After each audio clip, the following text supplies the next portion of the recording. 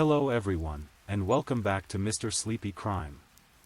I know many of you enjoy listening to these stories as you fall asleep.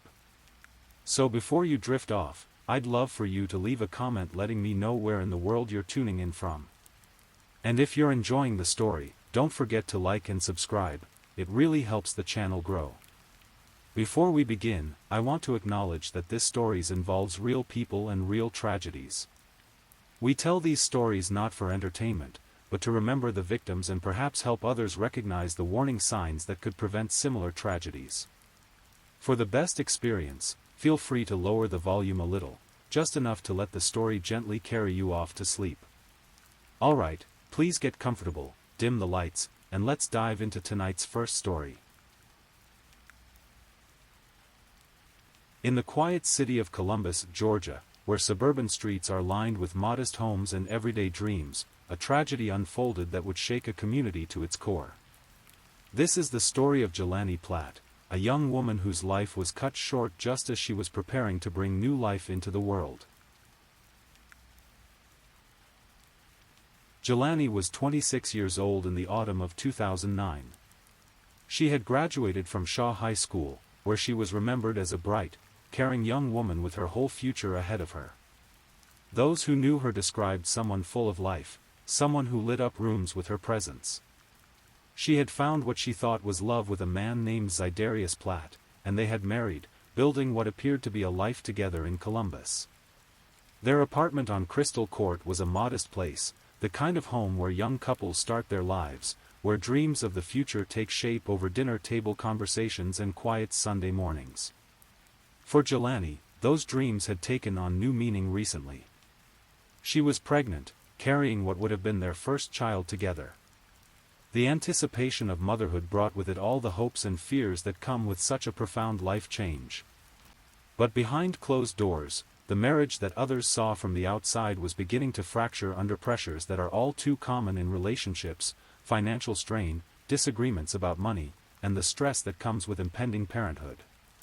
These everyday tensions, which many couples navigate successfully, would prove to have devastating consequences for Jelani. It was October of 2009 when the argument began. Like so many domestic disputes, it started over something that might seem mundane to outsiders: rent money. In apartments across America, couples have these same conversations every month. Who will pay what? Where will the money come from? How will they make ends meet? For Jelani and Zydarius, this conversation would be their last. According to what investigators would later piece together from Zydarius's own statements to police, the disagreement over rent escalated beyond words. He claimed that their argument became physical, that he choked Jelani during the confrontation. In his version of events, which he would tell to investigators, she fell down the staircase of their Crystal Court apartment during this altercation. Zydarius told police that after this happened, he left the apartment. Perhaps to cool down, perhaps to escape the reality of what had just occurred. When he returned, he claimed, he found Jelani at the bottom of the stairs, motionless. The woman who had been carrying his child, the person he had promised to love and protect, was lying still and silent. What happened next reveals the depths of human decision-making under extreme stress, the choices people make when panic overrides judgment. Instead of calling for help, instead of seeking medical attention that might have saved two lives, Zydarius made a choice that would seal both their fates. According to his later confession to investigators, Zydarius panicked when he found Jelani unconscious at the bottom of the stairs. But his response to this panic would prove to be calculated and methodical. He loaded her body into his Chevrolet Suburban, a large vehicle that could transport what he needed to transport. He then drove through the streets of Columbus, carrying the woman who had trusted him with her life and the life of their unborn child. He drove to a remote location, away from the suburban neighborhoods, away from witnesses, away from the possibility of intervention. It was there, in this isolated place, that the most horrific part of this crime occurred. Zydarius had brought with him a Luger handgun, a weapon that would end any possibility of survival for both Jelani and her baby. His later statement to police contained a detail that investigators found particularly troubling. He claimed that the gunshot was accidental, that he had fired the weapon into the air and the bullet somehow struck Jelani in the head. This explanation stretched credibility beyond its breaking point. The trajectory, the circumstances, the medical evidence, none of it supported the idea of an accidental shooting. After the shooting, Zydarius drove to another location, a retention pond off Chautauqua Road in northeast Columbus. This wasn't a place chosen at random. Retention ponds are designed to manage stormwater runoff, deep enough and isolated enough to conceal evidence. It was here that he disposed of Jelani's body, weighted down in the murky water, hoping that his crime would remain hidden forever. But secrets this dark have a way of surfacing, quite literally in this case. When Jelani disappeared, people noticed. Family members, friends, people who cared about her began asking questions. Where was she? Why hadn't anyone heard from her? A young, pregnant woman doesn't simply vanish without someone wondering where she's gone. The investigation that followed led investigators to the retention pond where Jelani's body had been concealed. The discovery was as heartbreaking as it was conclusive. Here was a young mother-to-be, taken from the world just as she was preparing to bring new life into it. The autopsy would confirm what investigators suspected: Jelani had died from a gunshot wound to the head. The coroner's findings painted a picture that contradicted every aspect of Zydarius's claims about accidents and panic. The evidence spoke of deliberate action, of a man who had made conscious choices at every step of this horrific sequence of events. The physical evidence, the location of the body, the nature of the wound, all of it pointed to premeditated murder. As investigators pieced together the timeline, they began to understand the full scope of what had happened in that Crystal Court apartment and in the hours that followed. This wasn't a case of domestic violence that had spiraled out of control in a moment of anger. This was a calculated crime, executed with planning and forethought. When Zydarius Platt was arrested, he faced multiple serious charges that reflected the full scope of his crimes. He was charged with malice murder for the death of Jelani, felony murder, and feticide for the death of their unborn child.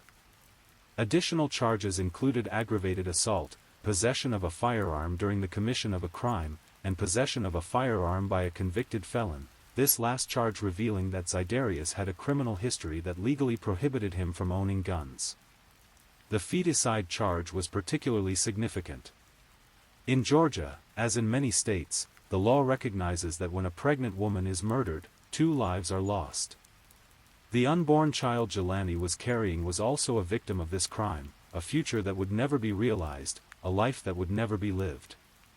The law acknowledged this dual tragedy by holding Zydarius accountable for both deaths. As news of the arrest spread through Columbus, the community began to grapple with the reality of what had happened. This wasn't a random crime committed by a stranger. This was intimate partner violence taken to its most extreme conclusion. It was a reminder that the most dangerous place for many women is in their own homes, with people who claim to love them. The impact of Jelani's murder rippled through the Columbus community in ways that extended far beyond the immediate family. At Shaw High School, where Jelani had been a student, her former classmates and teachers struggled to process the loss. A candlelight vigil was held in her honor, bringing together people who remembered her as a young woman full of promise and potential. Those who spoke at the vigil shared memories of Jelani's kindness, her aspirations, her dreams for the future. They remembered her laughter, her compassion for others, her excitement about becoming a mother. These memories stood in stark contrast to the brutal reality of how her life had ended, making the loss feel even more profound. For her family, the grief was compounded by anger and a sense of injustice that would only intensify as the case moved through the legal system. They had lost not just Jelani, but also a grandchild they would never meet. The future family gatherings that would never happen, the milestones that would never be celebrated, the love that would never be shared, the full scope of their loss was almost impossible to comprehend. As the case moved toward trial, the evidence against Zydarius continued to mount. Investigators had his own statements placing him at the scene, his own admissions about the sequence of events, and physical evidence that contradicted his claims of accidental death. The location of the body, the manner of disposal, the weapon used, all of it painted a picture of deliberate, premeditated murder. The prosecution prepared to present a case that would show the jury exactly what had happened in that Crystal Court apartment and in the hours that followed. They would argue that this wasn't a crime of passion, but a calculated decision to eliminate Jelani and cover up the evidence. The feticide charge would allow them to emphasize that 2 lives had been lost, not just one. The defense, meanwhile, faced the challenging task of trying to explain away their client's own admissions and the physical evidence. They would have to convince a jury that somehow, despite all the evidence to the contrary, this had been a tragic accident rather than a deliberate murder. It would prove to be an uphill battle from the very beginning. When the trial finally began in January of 2011, the courthouse in Columbus was filled with tension that could be felt by everyone present. Family members, friends, reporters, and curious members of the public packed the courtroom, all waiting to see justice served for Jelani and her unborn child. But before the legal proceedings could even properly begin, the raw emotion surrounding this case erupted in a way that no one expected. As Zydarius Platt was led into the courtroom, Jelani's brother could no longer contain his grief and rage. In a moment that would be captured on video and shared across news outlets nationwide, he attacked the defendant right there in the courtroom. "I'll kill him," Jelani's brother shouted as he lunged toward Zydarius, his voice carrying all the pain and fury of a family destroyed by senseless violence. Court officers quickly intervened, restraining him and removing him from the courtroom, but the moment had already made its impact. Here was the raw, unfiltered emotion that this crime had generated, the human cost of domestic violence displayed for all to see. The attack in the courtroom became a powerful symbol of the family's anguish, their desperate need for justice in the face of an incomprehensible loss. While such outbursts are rare in legal proceedings, they serve as a reminder that behind every criminal case are real people dealing with real pain, real loss, and real anger at what has been taken from them.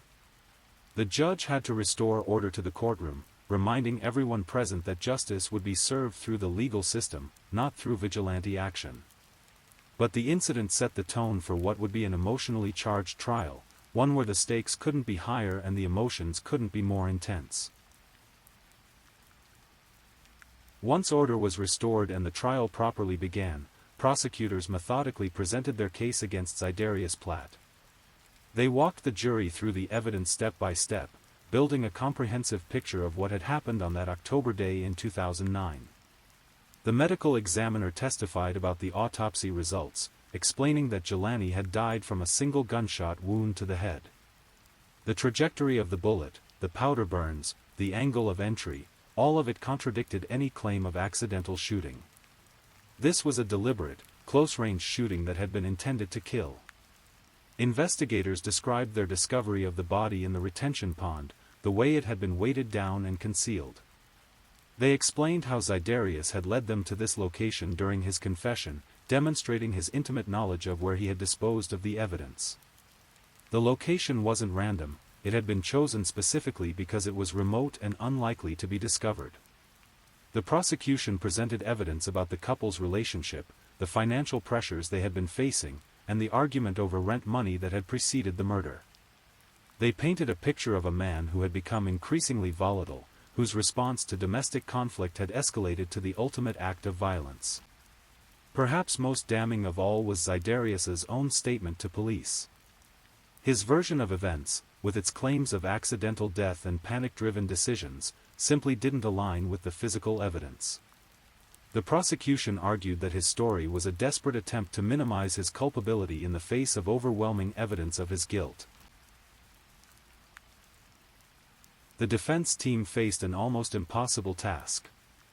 With their client's own admissions placing him at the scene and participating in the disposal of the body, they had little room to maneuver. They couldn't deny that Zydarius had been involved in Jelani's death, the evidence was too strong. Instead, they had to try to convince the jury that the charges were too severe, that this had been a tragic accident rather than premeditated murder. They argued that the initial altercation in the apartment had been a moment of passion, a domestic dispute that had gotten out of hand. They suggested that Jelani's fall down the stairs had been unintentional, the result of a struggle rather than a deliberate attack. According to this narrative, everything that followed, the transportation of the body, the shooting, the disposal, had been the result of panic rather than calculation. But this version of events required the jury to believe a series of increasingly unlikely coincidences.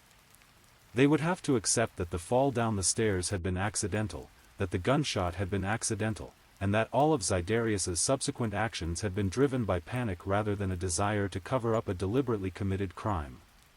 The prosecution was ready for these arguments. They pointed out that panic doesn't typically lead to such methodical behavior. A panicked person calls for help, seeks medical attention, tries to save a life.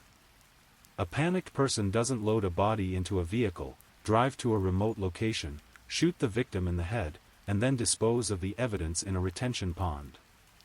These were the actions of someone who knew exactly what he was doing and why he was doing it. After hearing all the evidence, listening to testimony from investigators, medical examiners, and other witnesses, the jury retired to deliberate on Zydarius Platt's fate. They had to consider multiple charges, each representing a different aspect of this complex crime. The deliberation process in a murder case is never taken lightly. Jurors must weigh the evidence carefully, consider the credibility of witnesses, and ultimately decide whether the prosecution has proven guilt beyond a reasonable doubt. In this case, they had to consider not just the death of Jelani, but also the feticide charge related to her unborn child.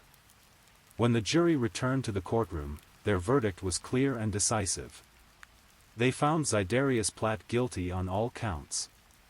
Guilty of malice murder for Jelani's death. Guilty of felony murder. Guilty of feticide for the death of their unborn child. Guilty of aggravated assault. Guilty of possession of a firearm during the commission of a crime.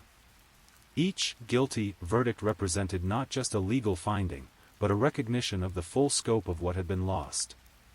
2 lives had been taken, a family had been destroyed, and a community had been traumatized by an act of violence that could have been prevented. The conviction brought a measure of closure to Jelani's family, though it could never bring back what they had lost. Justice had been served in the legal sense, but the emotional wounds would take much longer to heal, if they ever could heal completely. The case of Jelani Platt serves as a stark reminder of the dangers of domestic violence and the importance of recognizing warning signs before they escalate to tragedy. The argument over rent money that preceded her death was the kind of financial stress that many couples face, but for Jelani and Zydarius, it became the catalyst for an unthinkable crime. Domestic violence experts point to cases like this as examples of how quickly situations can escalate from verbal arguments to physical violence to homicide. The presence of firearms in domestic violence situations dramatically increases the risk of death, as this case so tragically illustrates. The fact that Zydarius was legally prohibited from possessing firearms due to his criminal history makes his access to the murder weapon even more troubling. For the Columbus community, Jelani's murder became a rallying cry for domestic violence awareness and prevention. Her story was shared not just as a tragedy, but as a cautionary tale about the importance of seeking help when relationships become abusive, of recognizing the signs of escalating violence before it's too late. The candlelight vigil held at Shaw High School became an annual tradition, a way for the community to remember Jelani and to commit to preventing similar tragedies in the future. Her former classmates, now adults with families of their own, continue to honor her memory by supporting domestic violence prevention programs and by speaking out about the warning signs they wish they had recognized. Jelani Platt's murder fits into a larger pattern of intimate partner violence that affects millions of women across the United States every year. According to statistics from the National Coalition Against Domestic Violence, intimate partner violence accounts for 15% of all violent crime. On a typical day, more than 20,000 phone calls are placed to domestic violence hotlines nationwide. Pregnancy, unfortunately, often increases the risk of domestic violence. Studies have shown that women are more likely to be victims of intimate partner violence during pregnancy than at any other time in their lives. The stress of impending parenthood, financial pressures, and changing relationship dynamics can all contribute to increased tension and violence in already unstable relationships. The feticide charge in Zydarius's case reflected a growing legal recognition of the dual victimization that occurs when pregnant women are murdered. Many states have enacted fetal homicide laws that recognize the unborn child as a separate victim, allowing prosecutors to file additional charges that reflect the full scope of the crime. The tragedy of Jelani Platt offers several important lessons for individuals, families, and communities. First, it highlights the importance of taking domestic violence seriously, even when it seems to involve minor incidents or typical relationship conflicts. The argument over rent money that preceded Jelani's death might have seemed mundane to outside observers, but it was deadly serious for her. Second, the case demonstrates the critical importance of removing firearms from situations involving domestic violence. Zydarius's access to a gun, despite his criminal history that legally prohibited him from possessing one, made it possible for him to commit this crime.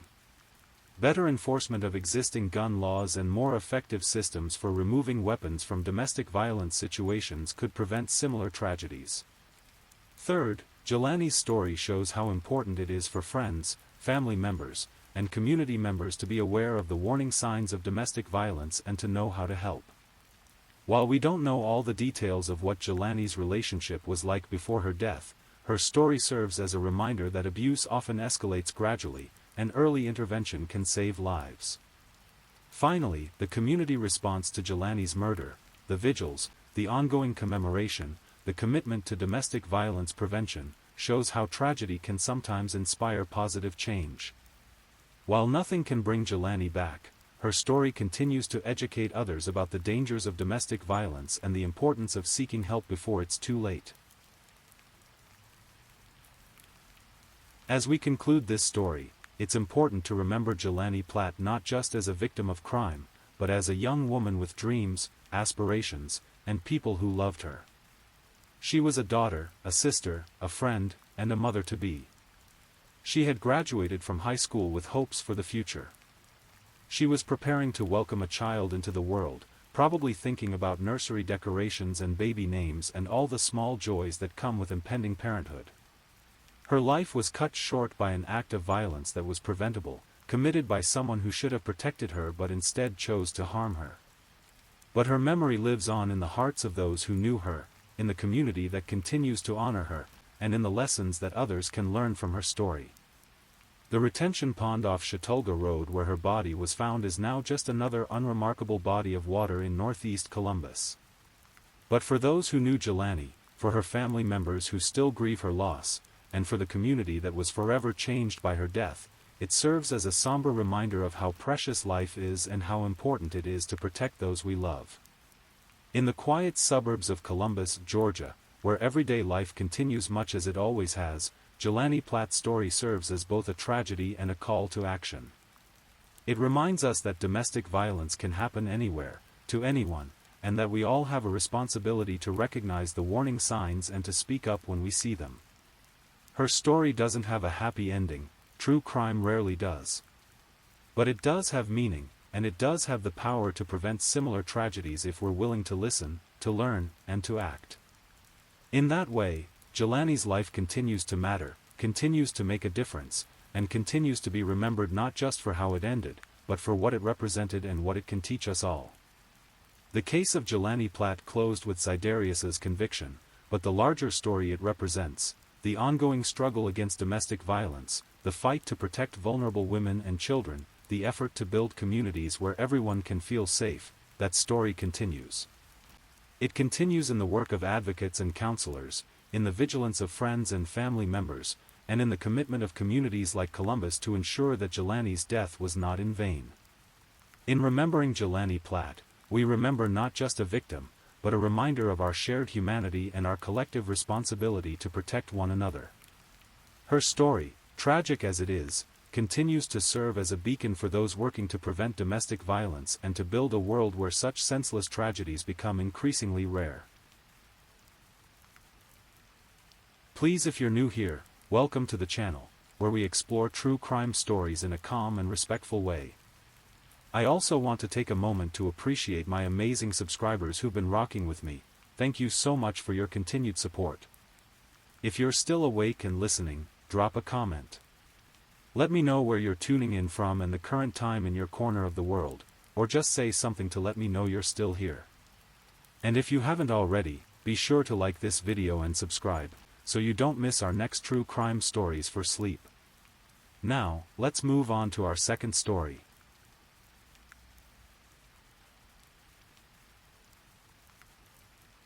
Story 2.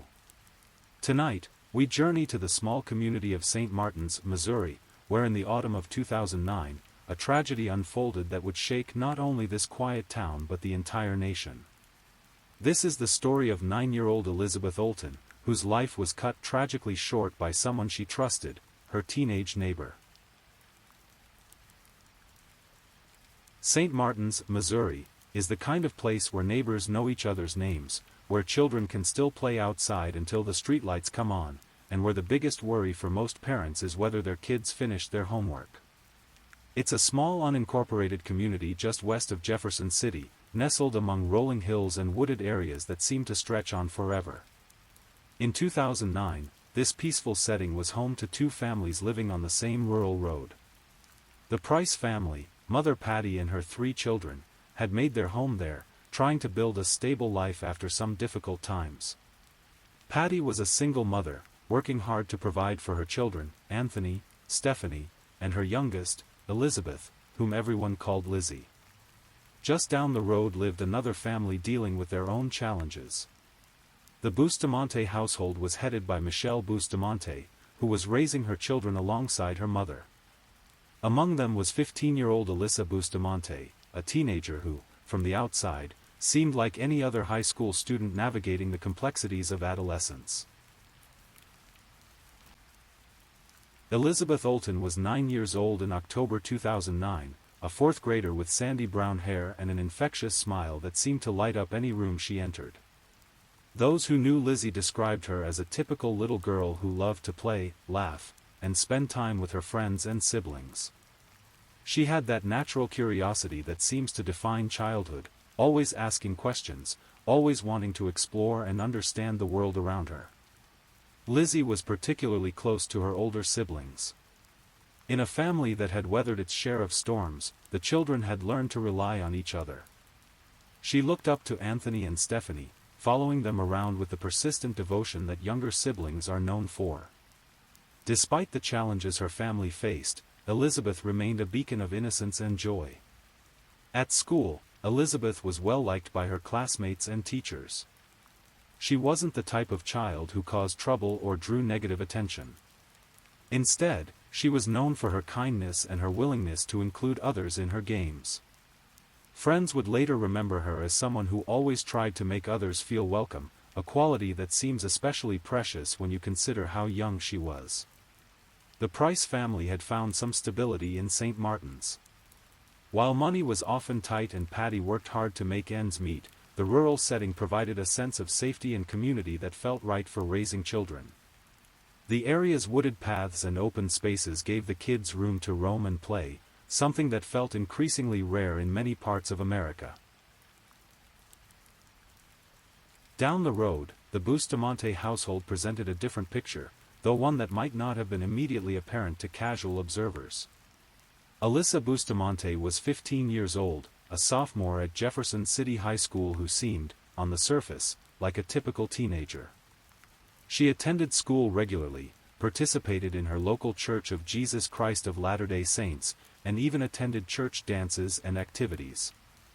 But beneath this seemingly normal exterior, Alyssa was struggling with issues that those around her were only beginning to understand. She had been raised primarily by her grandmother, as her mother Michelle had her own battles to fight.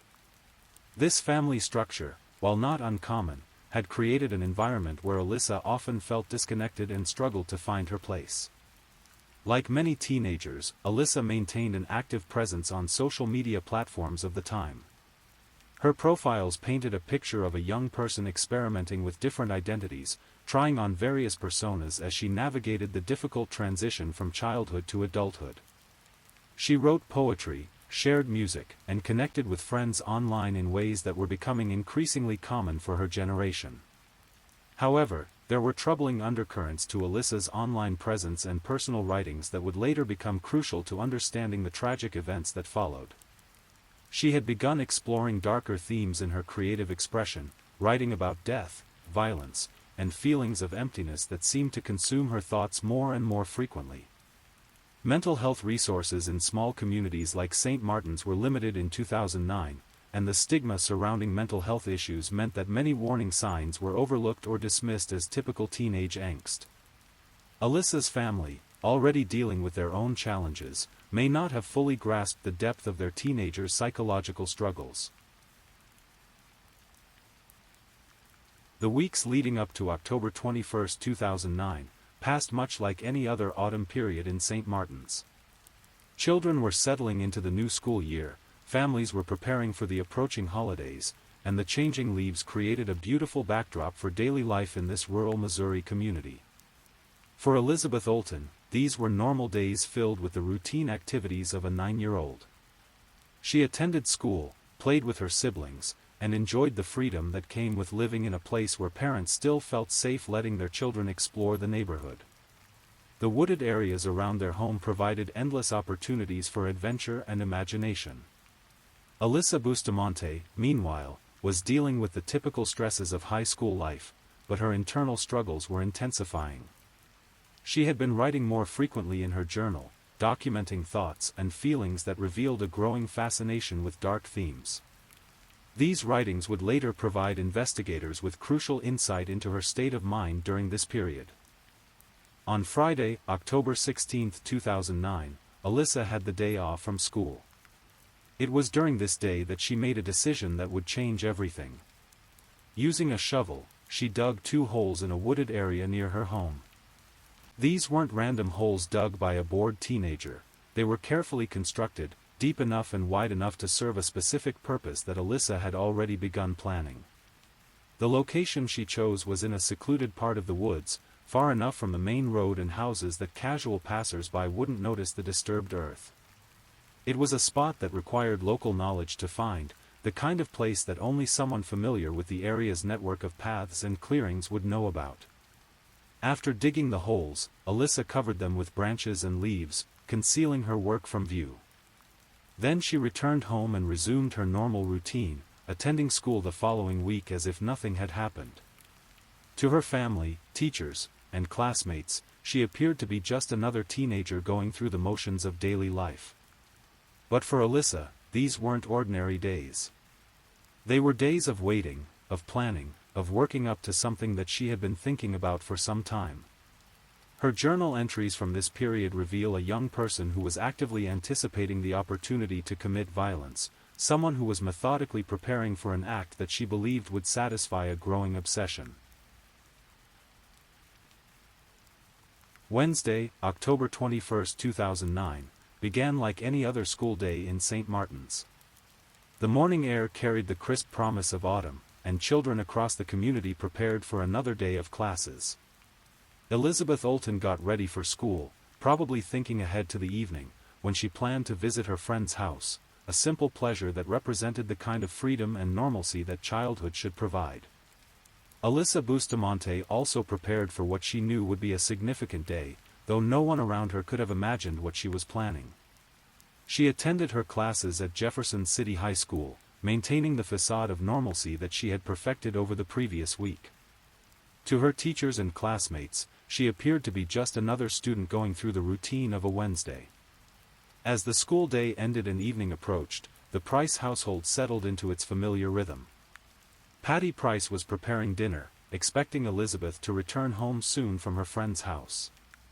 It was the kind of evening that had played out countless times before, a working mother managing the logistics of family life while her children enjoyed the simple pleasures of friendship and play.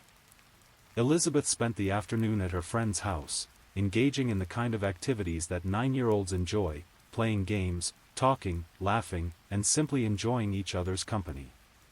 As evening approached and dinner time drew near, she prepared to make the short journey home, following a familiar path that she had traveled many times before. The route from her friend's house back to the Price family home was straightforward, taking Elizabeth along roads and paths that she knew well. In a community like St. Martin's, parents felt comfortable allowing their children this kind of independence, and Elizabeth was responsible enough to be trusted with making the trip on her own. At approximately 6:15 p.m., Elizabeth began her walk home, promising her friend that she would see her again soon. She set off along the familiar route, probably thinking about dinner with her family and perhaps making plans for the next day. It was the kind of ordinary moment that happens thousands of times each day across America, a child making her way home, looking forward to the comfort and security of family. What happened next would forever change multiple lives and shake a community's sense of safety and security. As Elizabeth made her way along the path toward home, she encountered Alyssa Bustamante. This wasn't an accidental meeting. Alyssa had positioned herself along Elizabeth's route, waiting for an opportunity that she had been planning for days. Alyssa approached Elizabeth with what appeared to be a friendly invitation. She asked the 9-year-old if she wanted to come and play in the woods, presenting the suggestion as a spontaneous idea for fun. To Elizabeth, this invitation probably seemed harmless and appealing. Alyssa was a teenager from the neighborhood, someone she recognized and had no reason to fear. The fact that Elizabeth agreed to follow Alyssa into the woods speaks to the trust that still existed in communities like St. Martin's, where neighbors looked out for each other and children were taught to be respectful of older kids in the area. Elizabeth had no reason to suspect that this invitation was anything other than what it appeared to be, a friendly gesture from an older girl who wanted to include her in some kind of adventure. Alyssa led Elizabeth deeper into the wooded area, away from the main path and toward the secluded spot where she had dug the holes days earlier. As they walked, Alyssa may have continued to maintain the pretense of innocent play, perhaps talking about what they might do or see in the woods. Elizabeth, trusting and excited about this unexpected adventure, followed along willingly. The location Alyssa had chosen for what she had planned was isolated, surrounded by dense trees and undergrowth that would muffle any sounds and prevent anyone from accidentally discovering what was about to happen. It was a place that required specific knowledge to find, demonstrating the calculated nature of Alyssa's planning. When they reached the predetermined spot, Alyssa's demeanor changed completely. The friendly teenage neighbor disappeared, replaced by someone driven by impulses that she had been nurturing and planning to act upon for days. What happened next was swift and brutal, carried out by someone who had been mentally rehearsing this moment for some time. The details of what Alyssa Bustamante did to Elizabeth Olton on that October evening are difficult to comprehend, not only because of their brutality but because they were committed by one child against another for no discernible reason beyond Alyssa's desire to experience what it felt like to take a life. According to the confession that Alyssa would later provide to investigators, she first strangled Elizabeth. This act alone would have been sufficient to end the 9-year-old's life, but Alyssa didn't stop there. She then used a kitchen knife that she had brought with her to cut Elizabeth's throat, ensuring that her victim could not survive even if the strangulation hadn't been fatal. But even these horrific acts weren't enough to satisfy whatever drive was compelling Alyssa. She also stabbed Elizabeth in the chest, inflicting wounds that served no purpose other than to allow her to experience different methods of violence against another human being. Each of these acts was deliberate and calculated, carried out by someone who was treating the taking of a life as an experiment in sensation. The entire attack lasted only a few minutes, but those minutes represented the destruction of a young life that held infinite potential and the transformation of another young person into a killer. Elizabeth Olton died in those dark woods, far from her family and the safety of her home, at the hands of someone she had trusted enough to follow into the darkness. After Elizabeth was dead, Alyssa dragged her body to one of the holes she had dug days earlier. She placed Elizabeth's small form into what had essentially become a pre-prepared grave, then covered it with dirt and debris to conceal what she had done. The second hole, investigators would later theorize, had been prepared in case Alyssa had encountered more than one victim during her planned attack. With Elizabeth buried in the shallow grave, Alyssa gathered the knife and any other evidence of what had transpired, then made her way back towards civilization. She had crossed a line that few people ever cross, taking the life of another human being for no reason other than curiosity about what the experience would feel like. After committing the murder, Alyssa Bustamante returned to her normal routine with a calmness that would later disturb investigators and court officials. Rather than being consumed by guilt, panic, or remorse, she seemed to treat what she had done as simply another experience to be processed and filed away. That same evening, as Elizabeth Olten's family began to worry about their daughter's failure to return home for dinner, Alyssa Bustamante attended a church dance at her local Church of Jesus Christ of Latter-day Saints.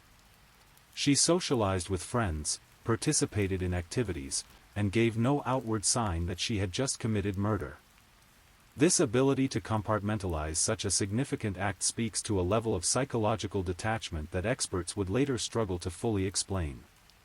Back at the Price household, concern was mounting with each passing hour. Elizabeth was a responsible child who understood the importance of being home for dinner, and her failure to appear was completely out of character. Patty Price began making phone calls to Elizabeth's friends and their families, trying to trace her daughter's movements and determine when she had last been seen. As darkness fell and Elizabeth still hadn't returned home, the Price family's concern transformed into genuine fear. They began searching the immediate area around their home, calling Elizabeth's name and checking all the places where she might have stopped or gotten distracted on her way home. The wooded areas that had once seemed like a playground now felt threatening and endless. By late evening, it became clear that this wasn't simply a case of a child losing track of time or getting distracted by play. Elizabeth was genuinely missing, and her family made the decision to contact law enforcement. The Cole County Sheriff's Department responded to the call, beginning what would initially be treated as a missing persons investigation. Meanwhile, Alyssa returned home from the church dance and went about her normal evening routine. She may have done homework, watched television, or engaged in other typical teenage activities. If her family members noticed anything different about her behavior, they didn't consider it significant enough to mention later. To all appearances, she was simply a teenager ending a normal day. The search for Elizabeth Olten began in earnest on the morning of October 22, 2009. The Cole County Sheriff's Department organized search teams that included both professional law enforcement officers and volunteers from the community. St. Martin's was the kind of place where neighbors rallied together during times of crisis, and the disappearance of a 9-year-old girl was exactly the kind of emergency that brought out the best in people. Search teams spread out across the rural area surrounding the Price home, focusing initially on the most likely places where a child might have gone or where an accident might have occurred. They checked drainage ditches, abandoned buildings, and the various paths and trails that crisscrossed the wooded areas around St. Martin's. The investigation also included interviews with Elizabeth's family members, friends, and neighbors, as law enforcement officers tried to establish a timeline of her movements and identify anyone who might have seen her during her walk home. These interviews painted a picture of a well-liked child with no enemies, someone who had no reason to run away and every reason to return home safely. As part of this process, investigators spoke with the Bustamante family, since they lived in the same area and might have seen something relevant to Elizabeth's disappearance. Alyssa, like other teenagers in the neighborhood, was questioned about whether she had seen Elizabeth or noticed anything unusual the previous evening. She told investigators that she hadn't seen anything and had no information that might be helpful to their search. The search continued for days, with teams covering an increasingly wide area as the initial, most likely locations yielded no signs of the missing girl. Volunteers organized into systematic search patterns, carefully examining every possible hiding place or location where Elizabeth might have sought shelter if she had become lost or injured. Local media began covering the story, broadcasting Elizabeth's description and asking for the public's help in locating her. Her school held special assemblies where counselors talked to students about the situation and encouraged anyone with information to come forward. The entire community was mobilized in an effort to bring Elizabeth home safely. But as days passed without any sign of the missing girl, the initial hope that she might be found alive began to fade. Law enforcement officers started considering more sinister possibilities, including the chance that Elizabeth had been the victim of foul play. The investigation began to shift from a search and rescue operation to a potential homicide investigation. As the search for Elizabeth Olten entered its fourth day, investigators began focusing more intently on the possibility that her disappearance was not accidental. The complete lack of any trace of the 9-year-old, despite extensive searches of the area, suggested that something more deliberate might have occurred. During this phase of the investigation, detectives began conducting more detailed interviews with residents of the area, looking for any information that might provide a lead. They were particularly interested in talking to anyone who had been in the vicinity during the time period when Elizabeth disappeared, as well as anyone who might have noticed unusual behavior or activity in the days leading up to her disappearance. It was during one of these follow-up interviews that investigators made a discovery that would prove to be the break they needed. While speaking with members of the Bustamante household, they learned about Alyssa's habit of keeping detailed journals and diaries. This wasn't initially considered significant. Many teenagers keep journals as a way of processing their thoughts and experiences. However, when investigators asked if they could review Alyssa's writings as part of their investigation, they discovered content that immediately raised red flags. Alyssa had written extensively about her fascination with death and violence, including detailed fantasies about what it would be like to kill someone. These weren't the typical dark thoughts that many teenagers experience and then dismiss. They were detailed, persistent obsessions that had been developing over time. More significantly, investigators found entries that had been made after Elizabeth's disappearance but before her body had been discovered. In these entries, Alyssa wrote about having killed someone and described the experience in terms that suggested she had found it satisfying and fulfilling. She used words like amazing and described the act as pretty enjoyable, language that chilled investigators who were reading it. The journal entries provided investigators with probable cause to obtain search warrants for the Bustamante property and to conduct a more thorough investigation of Alyssa herself. They also began looking more carefully at the wooded areas near the Bustamante home, focusing on locations that Alyssa would have had easy access to and knowledge of. On October 23, 2009, 2 days after Elizabeth Olten had disappeared, investigators made the discovery that confirmed their worst fears.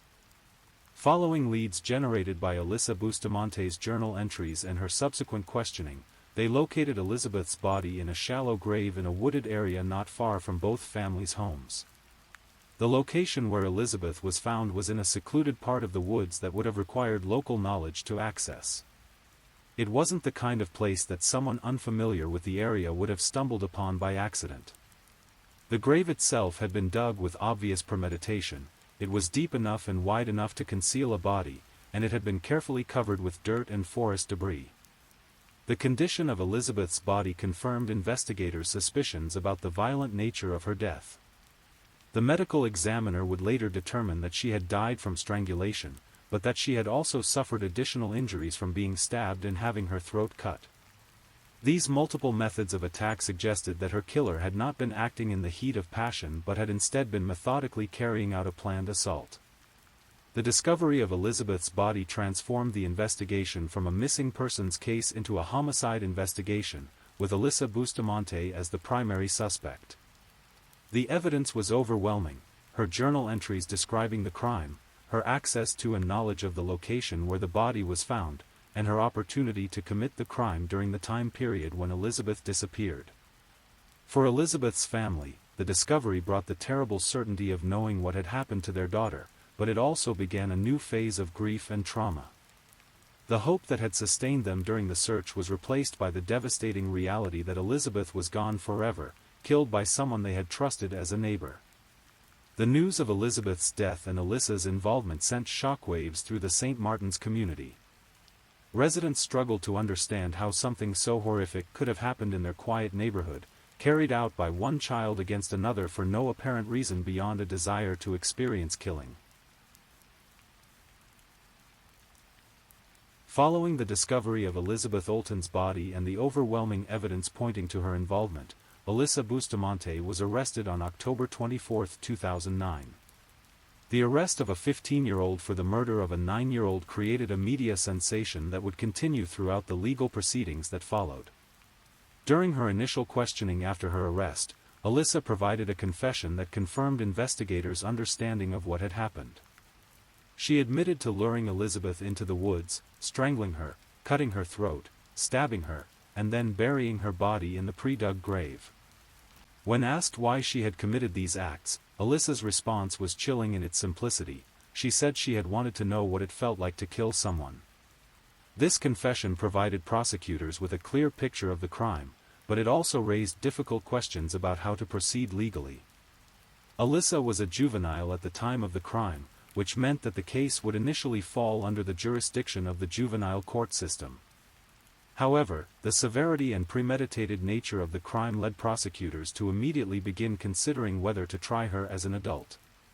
On November 17, 2009, Alyssa made her first court appearance, where she pleaded not guilty to charges of first-degree murder and armed criminal action. Despite her confession to investigators, her defense attorneys advised her to enter a not guilty plea as a standard legal procedure that would preserve all of her rights during the upcoming legal proceedings. The question of whether to try Alyssa as an adult became a central issue in the early stages of the case. Prosecutors argued that the premeditated nature of the crime, its extreme brutality, and the lack of any apparent remorse demonstrated that Alyssa posed a continuing danger to society and that the juvenile justice system was not equipped to adequately address her case. In November 2009, Cole County Circuit Judge John Beadham ruled that Alyssa should indeed be tried as an adult. The judge cited the vicious nature of the crime and determined that juvenile facilities would be inadequate to deal with someone who had committed such an act. This ruling meant that Alyssa would face the possibility of life imprisonment if convicted, rather than the more limited sentences available in juvenile court. The decision to try Alyssa as an adult was controversial, with some arguing that a 15-year-old, regardless of the crime committed, should not face adult consequences. Others contended that the nature of Elizabeth's murder was so severe that adult prosecution was not only appropriate but necessary to ensure public safety and deliver justice for the victim. The legal proceedings in the case of Alyssa Bustamante stretched on for more than 2 years, as defense attorneys worked to build a case that might spare their client from the harshest possible sentence. The central challenge they faced was how to explain and contextualize a crime that seemed to defy rational explanation. Alyssa's defense team focused heavily on her troubled childhood and family background, arguing that these factors had contributed to her psychological development in ways that made her less culpable for her actions. They presented evidence of mental health issues, family dysfunction, and a lack of adequate support and intervention during her formative years. Mental health experts were brought in to evaluate Alyssa and provide testimony about her psychological state at the time of the crime. These evaluations revealed a complex picture of a young person who had been struggling with depression, self-harm behaviors, and what appeared to be emerging personality disorders that had gone largely unaddressed. The defense argued that Alyssa's age at the time of the crime was a crucial factor that should be considered in determining her sentence. They pointed to scientific research about adolescent brain development, arguing that teenagers lack the full capacity for decision-making and impulse control that adults possess, and therefore should not be held to the same standard of accountability. Prosecutors, however, maintained that the premeditated nature of the crime and the complete lack of any provocation or justification made Alyssa's actions inexcusable regardless of her age or background. They argued that she had demonstrated a level of planning and calculation that suggested she understood exactly what she was doing and chose to do it anyway. The case also raised broader questions about how society should handle juvenile offenders who commit extremely serious crimes. Legal experts debated whether cases like Alyssa's represented failures of the mental health system, the juvenile justice system, or simply the actions of individuals who could not be helped or deterred by any intervention. As the case progressed through the legal system, Elizabeth Olten's family remained steadfast in their pursuit of justice for their daughter. They attended court hearings, worked with prosecutors, and advocated for a sentence that would reflect the severity of what had been done to their child. In January 2012, as her trial for first-degree murder was scheduled to begin, Alyssa Bustamante made a decision that would bring the legal proceedings to an end. Rather than face trial and the possibility of a mandatory life sentence without parole, she accepted a plea agreement offered by prosecutors. Under the terms of the plea agreement, Alyssa would plead guilty to second-degree murder and armed criminal action, charges that carried the possibility of parole after serving a minimum sentence. In exchange for this plea, prosecutors agreed to drop the first-degree murder charge, which would have resulted in a mandatory life sentence without the possibility of parole if she had been convicted. The decision to accept a plea agreement was likely influenced by several factors. For Alyssa and her defense team, it eliminated the risk of a conviction on first-degree murder charges and ensured that she would have the possibility of eventual release from prison. For prosecutors, it guaranteed a significant prison sentence without the uncertainty and expense of a trial. When Alyssa formally entered her guilty plea in court, she was required to acknowledge her responsibility for Elizabeth's death and to describe what she had done. This process was emotionally difficult for Elizabeth's family members, who had to listen to the details of their daughter's murder being recounted in clinical legal language. The plea agreement also required Alyssa to cooperate with any ongoing aspects of the investigation and to provide complete and truthful information about her actions. This cooperation helped ensure that all aspects of the crime were fully understood and documented, which was important both for the legal record and for Elizabeth's family's need to understand what had happened. The acceptance of the plea agreement marked a significant milestone in the case, but it also raised questions about whether justice had been adequately served. Some members of the community felt that Alyssa should have faced the more serious charges and the possibility of life without parole, while others believed that the plea agreement appropriately balanced the need for punishment with recognition of her age at the time of the crime. On February 8, 2012, Alyssa Bustamante appeared before Judge Patricia Joyce for sentencing. The hearing provided an opportunity for Elizabeth's family members to make victim impact statements, allowing them to share their grief and explain how Elizabeth's murder had affected their lives. Patty Price, Elizabeth's mother, spoke about the daughter she had lost and the impact that her death had had on the entire family. She described Elizabeth as a loving child who had brought joy to everyone who knew her, and she talked about the ongoing pain of knowing that her daughter had died in such a violent and senseless way. Elizabeth's siblings also had the opportunity to address the court, sharing their memories of their sister and explaining how her loss had affected their own lives. These statements provided a human dimension to the legal proceedings, reminding everyone present that behind the legal arguments and technical details was a real family that had been devastated by violence. Alyssa was also given the opportunity to address the court before her sentence was pronounced. Her statement was brief and somewhat emotionless, offering an apology that many observers found inadequate given the magnitude of what she had done. She expressed some regret for her actions but did not provide any deeper insight into her motivations or demonstrate the kind of remorse that might have suggested genuine rehabilitation. Judge Joyce ultimately sentenced Alyssa to life imprisonment with the possibility of parole for the second-degree murder charge, plus an additional 30 years for the armed criminal action charge.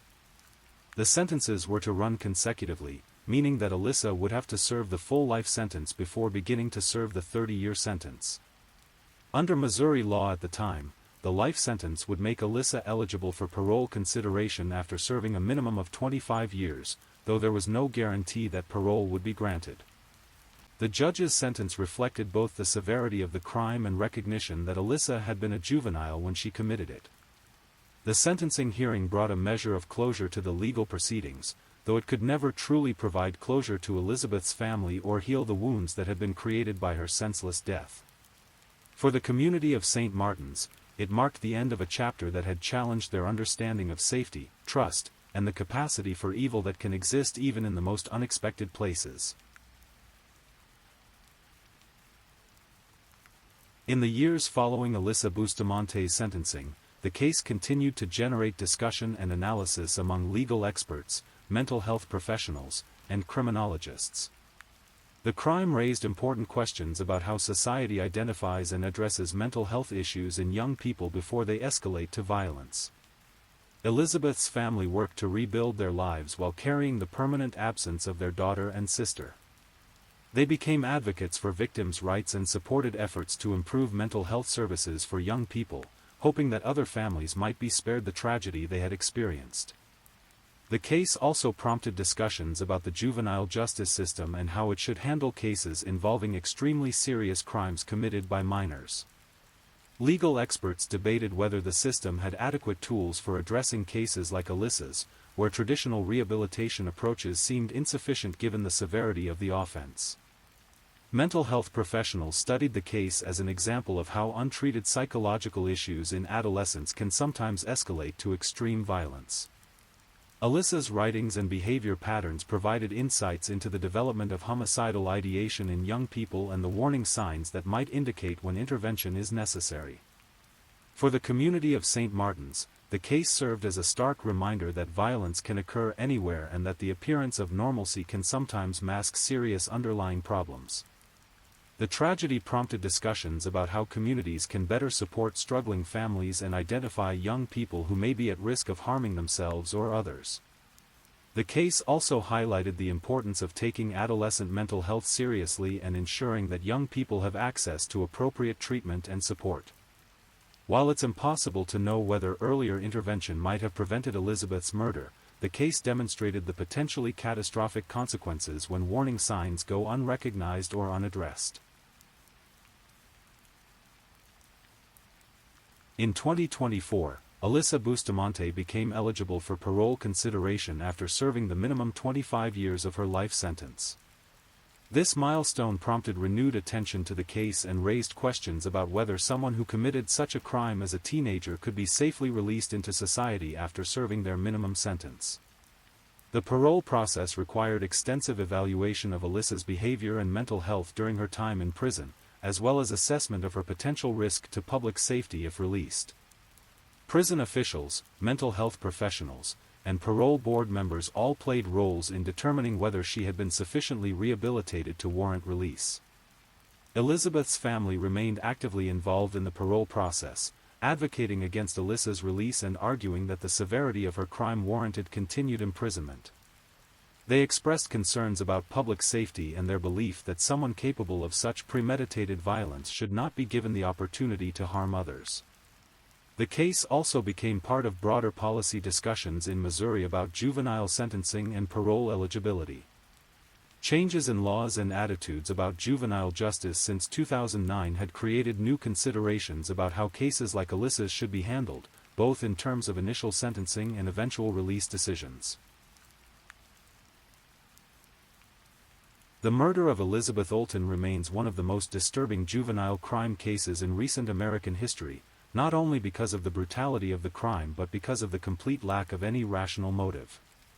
The case challenges our understanding of childhood, adolescence, and the capacity for evil that can sometimes emerge even in young people. For those who study criminal behavior, the case provides important insights into the development of homicidal ideation and the warning signs that might indicate when a young person is at risk of acting on violent fantasies. Alyssa's journal entries and behavior patterns offer a unique window into the thought processes that can lead to such extreme violence. The case also serves as a reminder of the importance of taking mental health issues in young people seriously and ensuring that appropriate resources are available for intervention and treatment.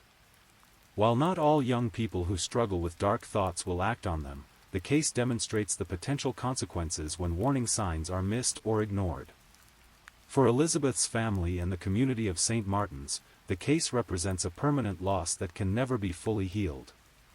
Elizabeth was just 9 years old when her life was cut short, and the world will never know what she might have accomplished or contributed if she had been allowed to grow up. The case continues to generate discussion about how society should balance justice and rehabilitation when dealing with juvenile offenders who commit serious crimes. It raises fundamental questions about whether someone who commits premeditated murder as a teenager can ever be fully rehabilitated or whether some crimes are so severe that they warrant permanent incarceration regardless of the offender's age. The Bustamante case occurred during a period of significant change in how the American justice system approached juvenile crime.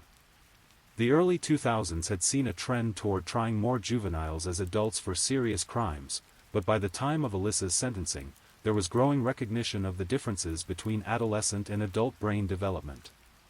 Research in neuroscience had begun to demonstrate that the parts of the brain responsible for impulse control, decision-making, and understanding consequences are not fully developed until the mid-20s. This research provided scientific support for arguments that juveniles should be treated differently from adults in the criminal justice system, even when they commit serious crimes. However, cases like Alyssa's challenged these evolving attitudes by presenting examples of juvenile crime that seemed to demonstrate sophisticated planning and complete disregard for human life. The premeditated nature of Elizabeth's murder and Alyssa's apparent lack of remorse made it difficult for many to accept arguments about diminished capacity based on brain development.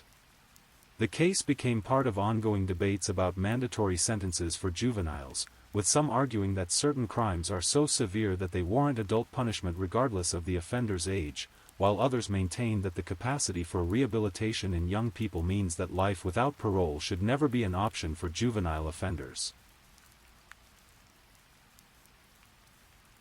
The murder of Elizabeth Olten and the arrest of Alyssa Bustamante generated intense media coverage that extended far beyond Missouri. The case had several elements that made it particularly compelling to news outlets: the young age of both the victim and perpetrator, the apparent lack of motive, and the disturbing details revealed in Alyssa's journal entries. Television news programs, newspapers, and online media sources covered every aspect of the case extensively, from the initial search for Elizabeth through the final sentencing hearing. This coverage brought national attention to the small community of St. Martin's and forced residents to cope with the trauma of the crime while also dealing with constant media scrutiny. The public reaction to the case was intense and often divided. Many people expressed outrage at the brutality of the crime and demanded that Alyssa be tried and sentenced as an adult despite her age. Others argued that her youth and apparent mental health issues should be considered as mitigating factors in determining her punishment. Social media discussions about the case often reflected broader societal debates about crime, punishment, mental health, and the nature of evil. Some commenters focused on failures in the mental health system that might have prevented the crime if Alyssa had received appropriate treatment earlier. Others argued that some individuals are simply beyond help and pose an inherent danger to society. The case also sparked discussions about parenting, community responsibility, and the warning signs that adults should watch for in young people who might be at risk of harming themselves or others. Many people wondered how Alyssa's violent fantasies could have developed without anyone in her life recognizing the danger she posed. The Bustamante case has continued to influence legal and policy discussions about juvenile justice long after the conclusion of the criminal proceedings. Legal scholars and policymakers have cited the case in debates about mandatory sentences for juveniles, the criteria for trying minors as adults, and the availability of parole for individuals convicted of serious crimes as teenagers. The case has been particularly relevant to discussions about life sentences for juvenile offenders following Supreme Court decisions that have placed new restrictions on such sentences. The court's recognition that juveniles are constitutionally different from adults for sentencing purposes has required states to reconsider how they handle cases involving young people who commit serious crimes. Missouri and other states have had to develop new procedures for reviewing the sentences of individuals who were convicted as juveniles and sentenced to life imprisonment. These reviews must consider the individual's potential for rehabilitation, their behavior during incarceration, and the risk they might pose to public safety if released. The case has also influenced discussions about mental health screening and intervention in schools and community settings. Some advocates have argued for more comprehensive mental health services for young people, pointing to cases like Alyssa's as evidence of the need for early identification and treatment of psychological issues that might lead to violence. As we conclude this examination of one of the most disturbing juvenile crime cases in recent memory, it's important to remember that at its center was a 9-year-old girl whose life was cut tragically short. Elizabeth Olten was not just a victim in a criminal case, she was a daughter, a sister, and a friend whose loss created a permanent void in the lives of those who loved her.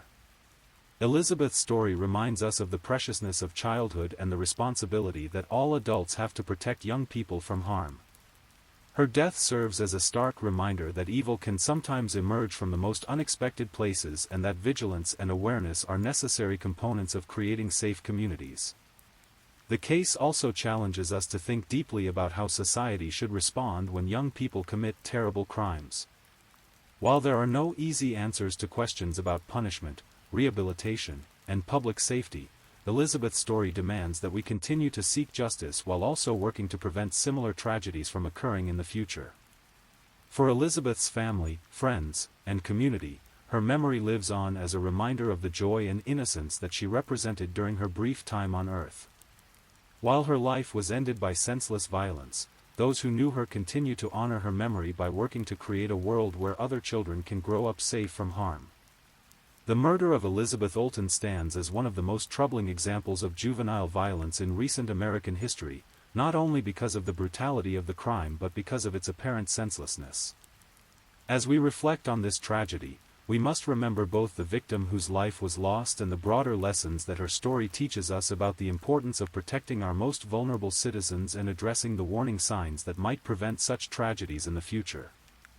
In the quiet moments before sleep, as we process stories like Elizabeth's, we're reminded of the fragility of life and the importance of cherishing the safety and security that most of us take for granted. Her story, while deeply disturbing, serves as a call to action for all of us to remain vigilant, compassionate, and committed to creating communities where all children can grow up protected from the darkness that sometimes threatens to intrude upon the innocence of childhood. I'm just putting it out there. If you're still awake and listening, drop a comment. Let me know where you're tuning in from, the time in your part of the world, or just say something to let me know you're still with me. And of course, if you haven't already, like this video and subscribe so you don't miss the next true crime story for sleep. Now, let's move on to our third story.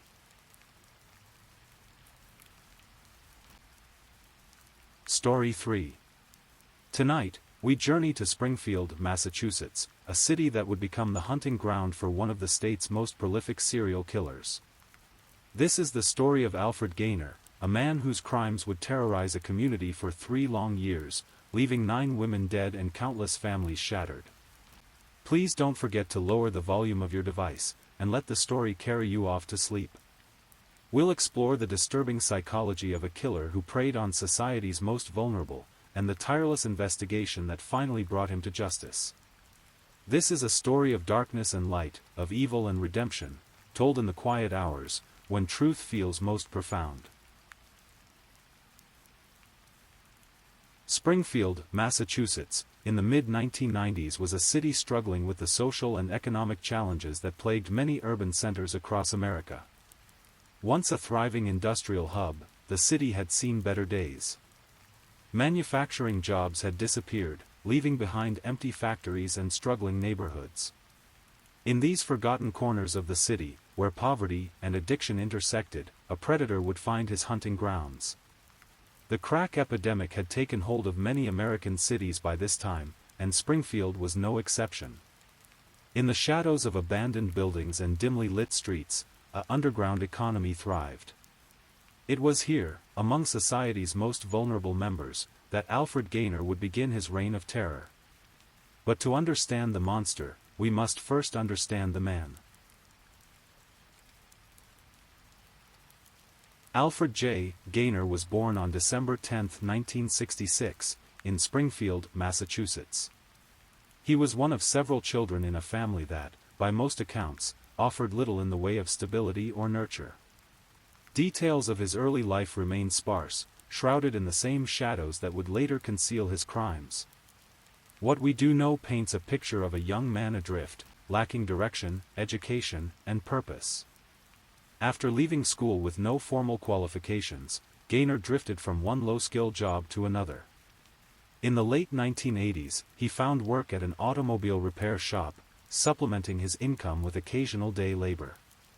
It was honest work, the kind that might have provided a foundation for a different life. But somewhere in those formative years, something went wrong. By the early 1990s, Gaynor had discovered crack cocaine. What began as experimentation quickly spiraled into full-blown addiction.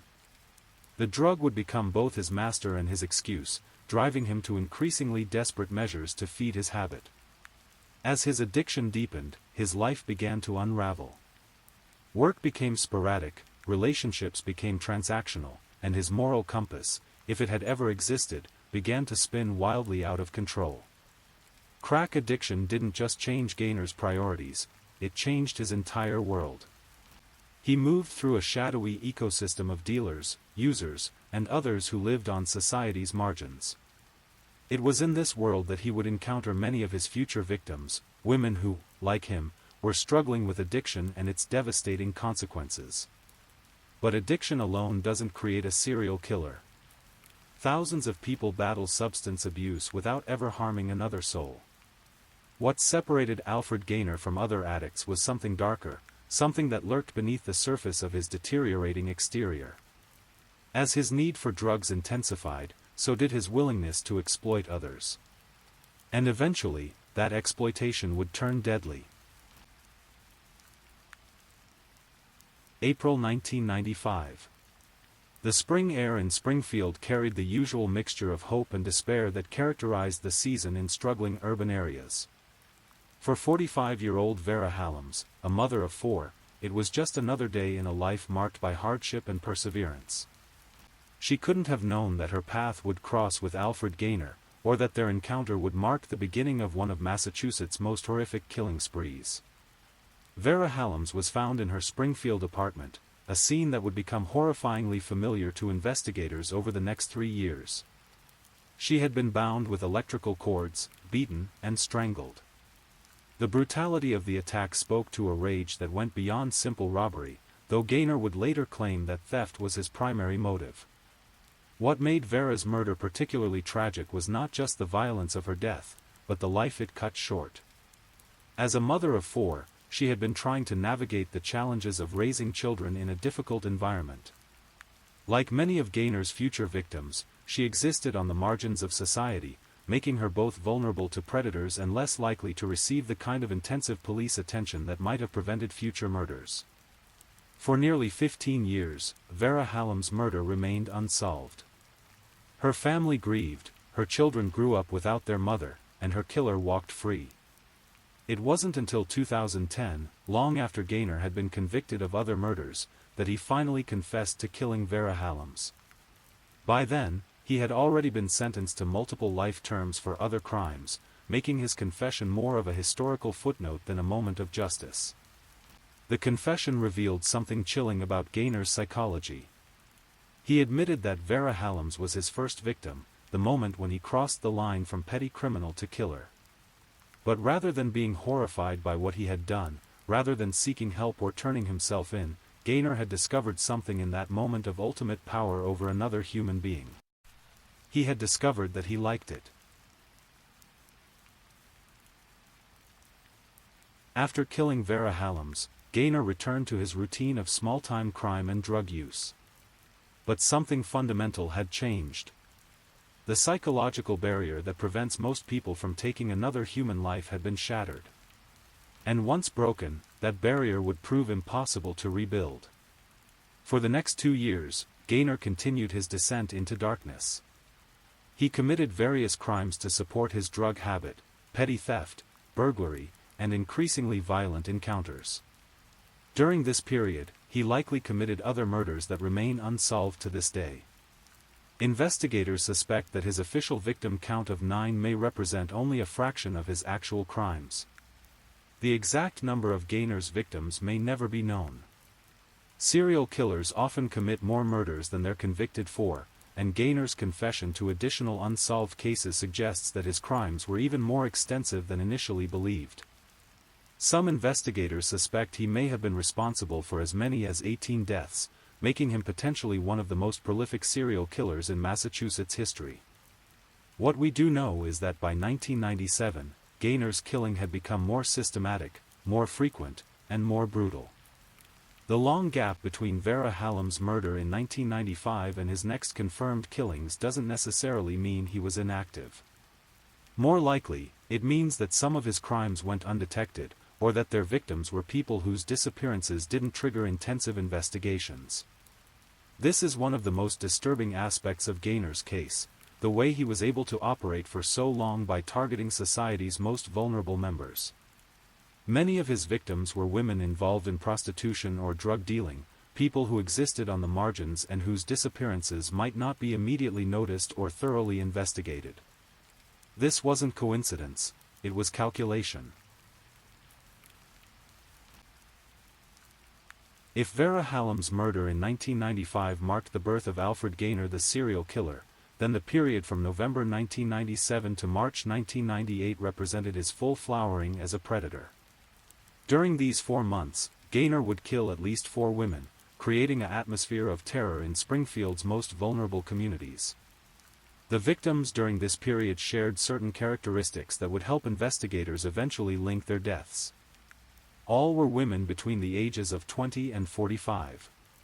All were involved, to varying degrees, with the drug trade or prostitution. All were strangled. And all were sexually assaulted before their deaths. But beyond these grim similarities, each victim was a unique individual with her own story, her own struggles, and her own dreams cut tragically short. The first confirmed victim of Gaynor's 1997 to 1998 killing spree was Amy Smith, though her story, like those of many victims, remains partially shrouded in mystery. What we know is that she encountered Gaynor sometime in November 1997, likely through the interconnected world of drug dealers and users that both inhabited. Amy's murder followed the pattern that would characterize all of Gaynor's crimes during this period. He would approach women under the pretense of seeking drugs or sexual services. Once isolated with his victim, he would assault them sexually before strangling them to death. The murders weren't quick or merciful, they were prolonged ordeals that satisfied some deep sadistic need in Gaynor's damaged psyche. After killing Amy Smith, Gaynor disposed of her body and returned to his routine as if nothing had happened. This ability to compartmentalize his crimes, to kill brutally and then resume normal activities, speaks to the depth of his psychological disturbance. He wasn't driven by uncontrollable rage or psychotic breaks, he was a calculating predator who killed for pleasure and profit. Rosemary Downs became Gaynor's next known victim sometime in late 1997. Like Amy Smith before her, Rosemary was drawn into Gaynor's web through Springfield's underground economy of drugs and survival sex. She was a woman struggling with addiction, trying to navigate a world that offered few safe havens and even fewer second chances. When Rosemary's body was discovered, investigators found evidence of sexual assault and strangulation. But more importantly, they found something that would eventually lead to Gaynor's conviction: DNA evidence. Trace amounts of genetic material left at the crime scene would later prove crucial in linking Gaynor to not just Rosemary's murder, but to the other crimes in his killing spree. The discovery of DNA evidence marked a turning point in the investigation, though investigators didn't realize it at the time.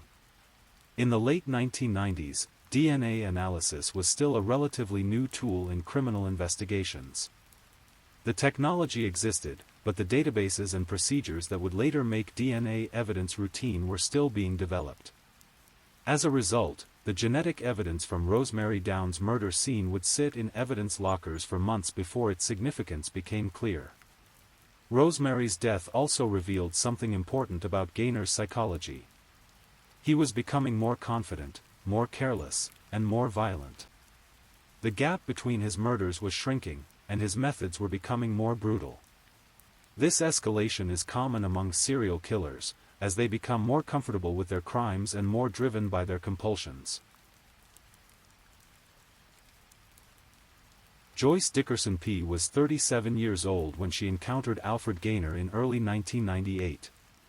A mother of 2, she was struggling with many of the same challenges that had afflicted Gaynor's previous victims: addiction, poverty, and the dangerous lifestyle that often accompanies both.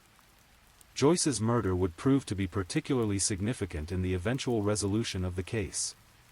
Like Rosemary Downs before her, Joyce's body carried DNA evidence that would later link her death to Alfred Gaynor. But her case also demonstrated the callous indifference with which Gaynor treated his victims' remains. After killing Joyce, Gaynor disposed of her body near an old restaurant, where it remained hidden for 3 weeks. During those weeks, Joyce's family searched frantically for her, not knowing that she was already dead. When her frozen body was finally discovered, it provided investigators with crucial physical evidence, but it also highlighted the agonizing uncertainty that families of missing persons must endure. The discovery of Joyce Dickerson P's body came at a time when Springfield police were beginning to recognize patterns in the recent murders. The similarities between the crime scenes, the demographics of the victims, and the methods used to kill them all suggested the work of a single perpetrator. But identifying that perpetrator would require a combination of traditional detective work and cutting-edge forensic science. Joyce's case would ultimately provide one of the key pieces of evidence that led to Gaynor's conviction. The DNA recovered from her body, when compared to samples taken from other crime scenes, helped establish the genetic profile of the killer. All that remained was matching that profile to a specific individual. Yvette Torres was the last confirmed victim of Gaynor's 1997 to 1998 killing spree, murdered sometime in March 1998. By this point, Gaynor had developed a clear pattern of behavior and victim selection. He knew how to identify vulnerable women, how to gain their trust, and how to kill them without leaving obvious traces. But Yvette's murder would mark the beginning of the end for Alfred Gaynor. By March 1998, Springfield police had recognized that they were dealing with a serial killer. The similarities between the recent murders were too obvious to ignore, and the community was beginning to demand answers. Yvette's death also came at a time when forensic technology was advancing rapidly. DNA analysis was becoming more sophisticated and more reliable. The genetic evidence recovered from crime scenes could now be processed more quickly and compared against larger databases of known offenders. Unfortunately for Gaynor, he had a criminal history that included previous arrests.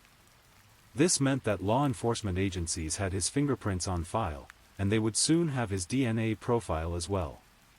The noose was tightening, though it would still take time for investigators to make the final connections. By the spring of 1998, Springfield police could no longer ignore the obvious: their city was home to an active serial killer. 4 women had been murdered in less than 6 months, all showing similar patterns of sexual assault and strangulation. The victims all came from the same vulnerable demographic, and the crimes all occurred within a relatively small geographic area. Detective Lieutenant John Delaney was assigned to lead the investigation. A veteran investigator with decades of experience, Delaney understood that solving serial crimes required both methodical police work and a willingness to embrace new technologies. He also knew that time was not on his side. Serial killers rarely stop on their own, and each passing day increased the likelihood of another murder. The first challenge facing investigators was the nature of the victims themselves. Women involved in prostitution and drug dealing often lead transient lifestyles that make them difficult to track. They may use multiple names, move frequently, and maintain relationships with people who are reluctant to cooperate with police. This meant that building complete pictures of the victims' final days would be challenging. However, this same marginalized status that made the victims difficult to investigate also provided important clues about their killer. The fact that all the victims came from Springfield's drug subculture suggested that the killer was familiar with that world. He wasn't an outsider who randomly selected victims, he was someone who moved within the same circles as the women he killed. Investigators began mapping the locations where bodies were found, looking for patterns that might reveal something about the killer's movements or residence. They interviewed dozens of people who had known the victims, trying to identify common acquaintances who might have had contact with multiple women before their deaths. The breakthrough came when investigators began comparing physical evidence from the various crime scenes. DNA analysis revealed that genetic material found on Rosemary Down's body matched samples recovered from Joyce Dickerson P's remains. This wasn't just confirmation that they were dealing with a serial killer, it was the beginning of a genetic profile that would eventually identify their suspect. DNA evidence linking multiple crime scenes gave investigators a powerful tool, but they still needed a suspect to compare it against. This is where traditional detective work proved crucial. By methodically interviewing people connected to the victims, investigators began to identify individuals who had known multiple women before their deaths. One name that appeared repeatedly in witness interviews was Alfred Gaynor. Several people reported seeing him with various victims shortly before their disappearances. Others described him as someone who was known in the drug community, someone who had contacts with dealers and users throughout Springfield. But suspicion alone wasn't enough for an arrest. Investigators needed physical evidence linking Gaynor to the crimes. This meant obtaining a DNA sample from him for comparison against the genetic evidence recovered from crime scenes. The opportunity came when Gaynor was arrested on an unrelated charge. This gave investigators the legal authority to obtain biological samples for DNA analysis. When those samples were processed and compared against evidence from the murder scenes, the results were conclusive: Alfred Gaynor was the Springfield serial killer. The DNA evidence was overwhelming. Genetic material found on multiple victims matched Gaynor's profile with odds of coincidence calculated in the millions to one range. Combined with witness testimony placing him with victims shortly before their deaths, investigators had built an ironclad case. On arrest date, Alfred Gaynor was formally charged with multiple counts of murder in the first degree. The man who had terrorized Springfield for years was finally in custody, though the full extent of his crimes was still being uncovered. Alfred Gaynor's trial began in 2000, nearly 2 years after his arrest. The prosecution's case relied heavily on DNA evidence, which by then had become widely accepted in American courts. The genetic links between Gaynor and his victims were presented in meticulous detail, painting a scientific picture of his guilt that was virtually impossible to refute. But the prosecution didn't rely solely on forensic evidence. They also presented testimony from witnesses who had seen Gaynor with various victims, establishing his connection to the women and his presence in their lives shortly before their deaths. This combination of scientific and traditional evidence created a compelling narrative of guilt. Gaynor's defense team faced an almost impossible task. The DNA evidence was conclusive, and the witness testimony was consistent.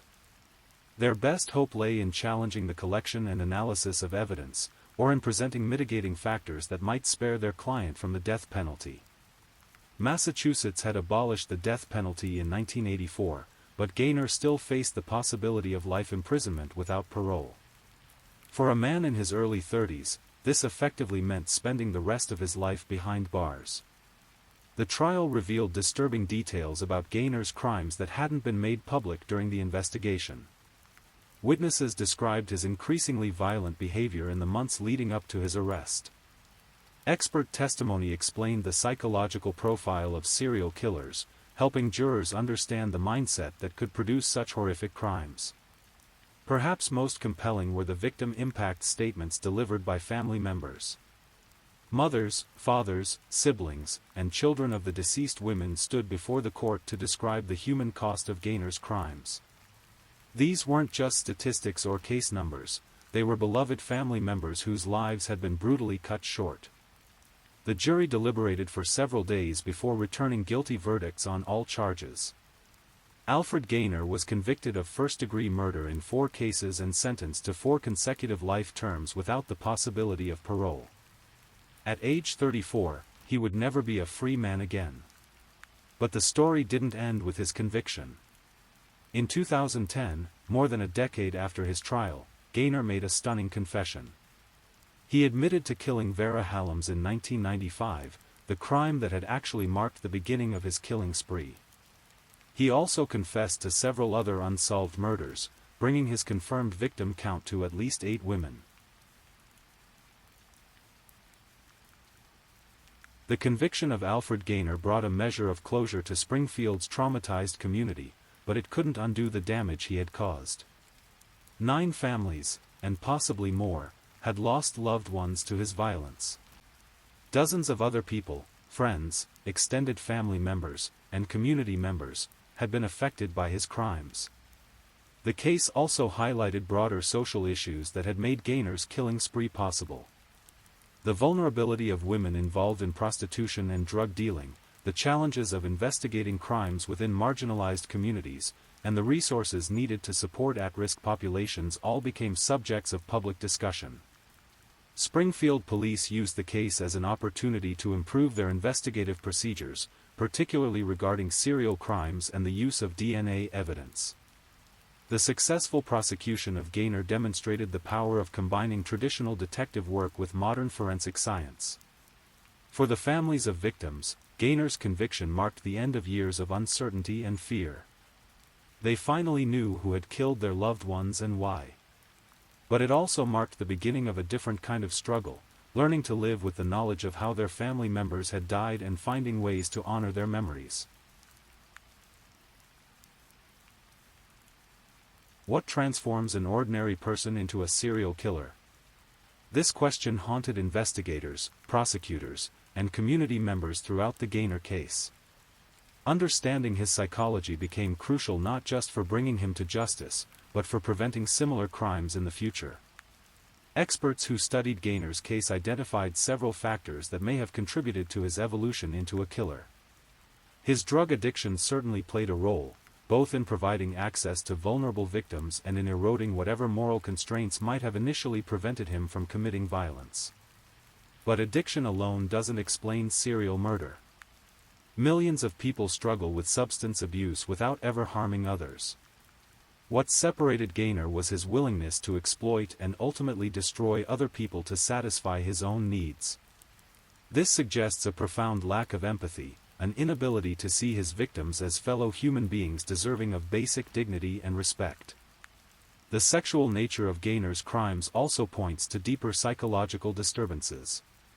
His murders weren't just about obtaining money for drugs, they were about power, control, and sexual domination. The combination of sexual assault and murder suggests that he derived psychological satisfaction from the complete subjugation of his victims. Some experts speculated that Gaynor's crimes represented a form of displaced rage against women in general. The fact that all his victims were female, and that his attacks were so brutally violent, suggests that his violence was motivated by more than just criminal opportunism. Whatever the underlying psychological factors, Gaynor's case demonstrates the devastating impact that one deeply disturbed individual can have on an entire community. His crimes didn't just claim 9 lives, they traumatized families, terrorized neighborhoods, and consumed enormous resources from law enforcement and the criminal justice system.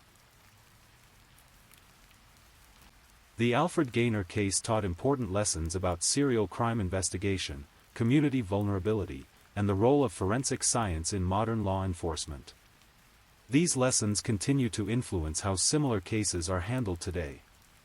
One key insight was the importance of recognizing patterns early in an investigation.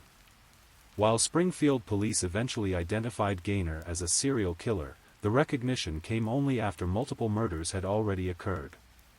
Today, law enforcement agencies are better equipped to share information and identify potential serial crimes before they escalate. The case also highlighted the vulnerability of marginalized communities to predatory crime. Women involved in prostitution and drug dealing face elevated risks of violence, partly because their disappearances may not receive immediate attention from law enforcement or their communities. Addressing these vulnerabilities requires both better police procedures and broader social support for at-risk populations. From a forensic perspective, the Gaynor case demonstrated the revolutionary potential of DNA evidence in solving violent crimes. The genetic links between crime scenes provided investigators with proof that they were dealing with a single perpetrator, and ultimately led to Gaynor's identification and conviction. Today, DNA analysis is routine in violent crime investigations, but the Gaynor case was among the early successes that helped establish its credibility. The case also showed the importance of preserving evidence from unsolved crimes. The DNA samples that eventually convicted Gaynor had been collected years earlier, then stored and analyzed as technology improved. This practice of maintaining evidence from cold cases has since become standard procedure in many jurisdictions.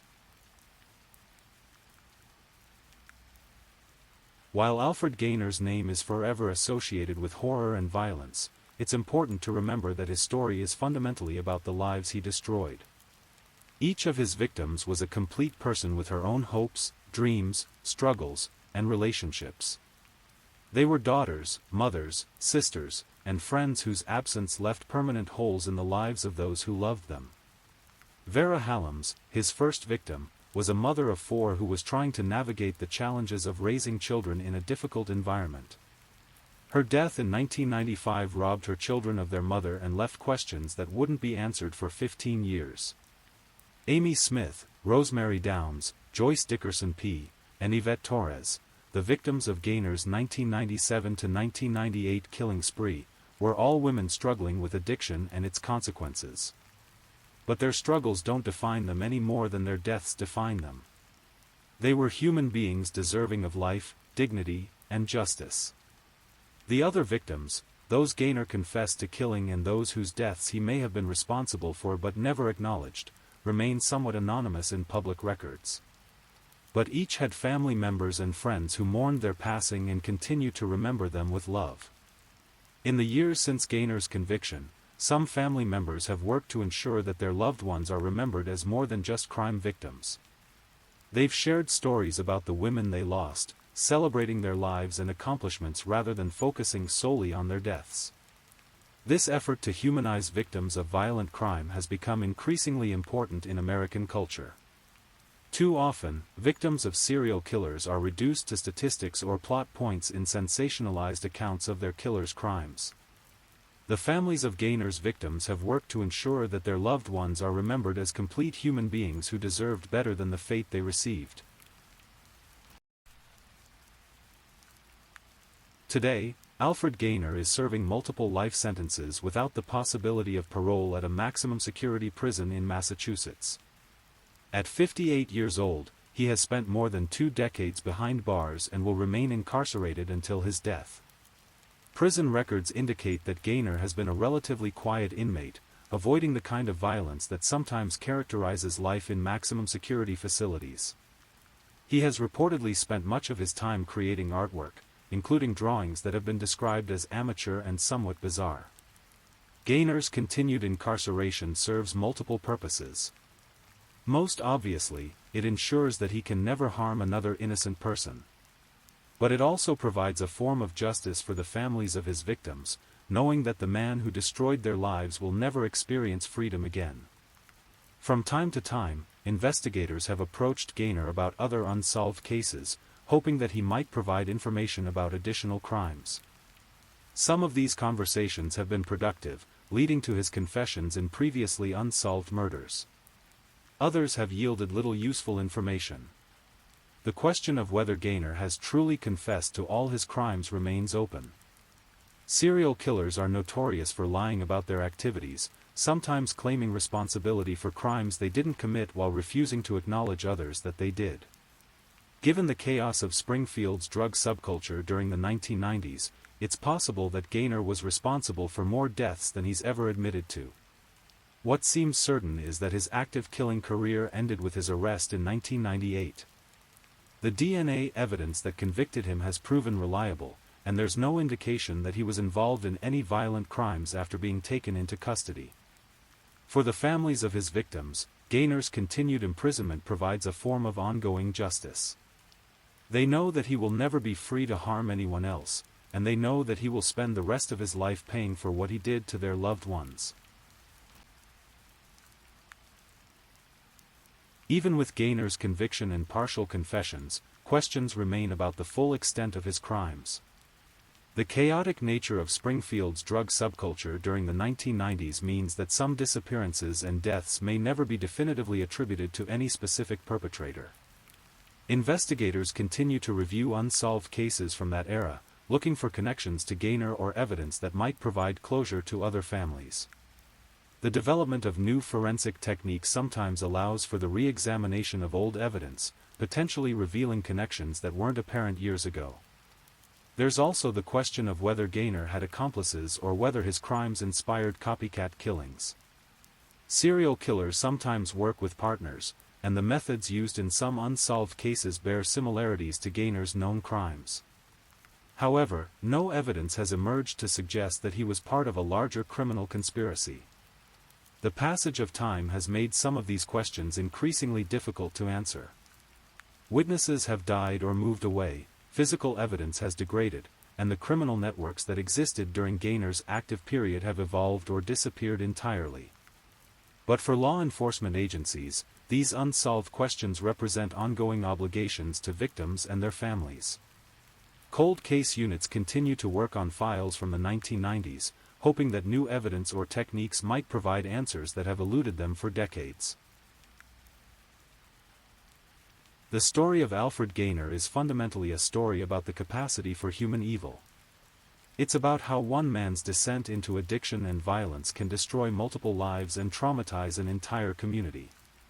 It's about the vulnerability of society's most marginalized members and the predators who exploit that vulnerability. But it's also a story about the power of human determination and justice. The investigators who refused to give up, the forensic scientists who developed new techniques for analyzing evidence, and the prosecutors who built an unshakable case all played crucial roles in bringing Gaynor to justice. Most importantly, it's a story about the resilience of the human spirit. The families who lost loved ones to Gaynor's violence have shown remarkable strength in the face of unimaginable tragedy. They've honored their dead, supported each other through the legal process, and worked to ensure that similar crimes might be prevented in the future. The case also demonstrates the evolution of criminal investigation techniques. The DNA evidence that convicted Gaynor was cutting-edge technology in the late 1990s. Today, genetic analysis is routine in violent crime investigations, helping to solve cases that might otherwise remain forever unsolved. Alfred Gaynor will spend the rest of his life in prison, a fitting punishment for the horror he inflicted on his victims and their families. His name will be remembered primarily as a cautionary tale about the depths of human depravity. But the real legacy of his case should be the lives he destroyed and the lessons learned from bringing him to justice. In the quiet hours of the night, when we reflect on stories like this one, we're reminded of both humanity's capacity for evil and its capacity for good.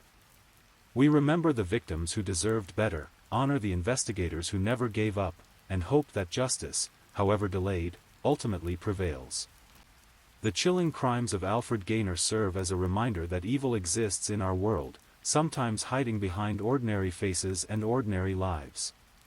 But they also remind us that good people, investigators, prosecutors, family members, and community leaders, are willing to fight that evil, no matter how long it takes or how difficult the struggle becomes.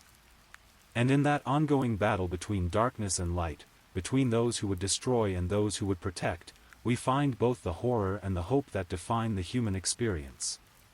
As you drift off to sleep tonight, remember the victims of Alfred Gaynor not as statistics in a crime story, but as individuals whose lives had value and whose memories deserve to be honored. Remember too the people who worked tirelessly to bring their killer to justice, proving that even in the darkest circumstances, the light of truth can ultimately prevail. Please, if you're enjoying these stories, don't forget to leave a comment. Let me know where you're listening from and what time it is in your corner of the world. And if you haven't already, be sure to like this video and subscribe, so you don't miss the next true crime story for sleep. Now, let's move on to our fourth story.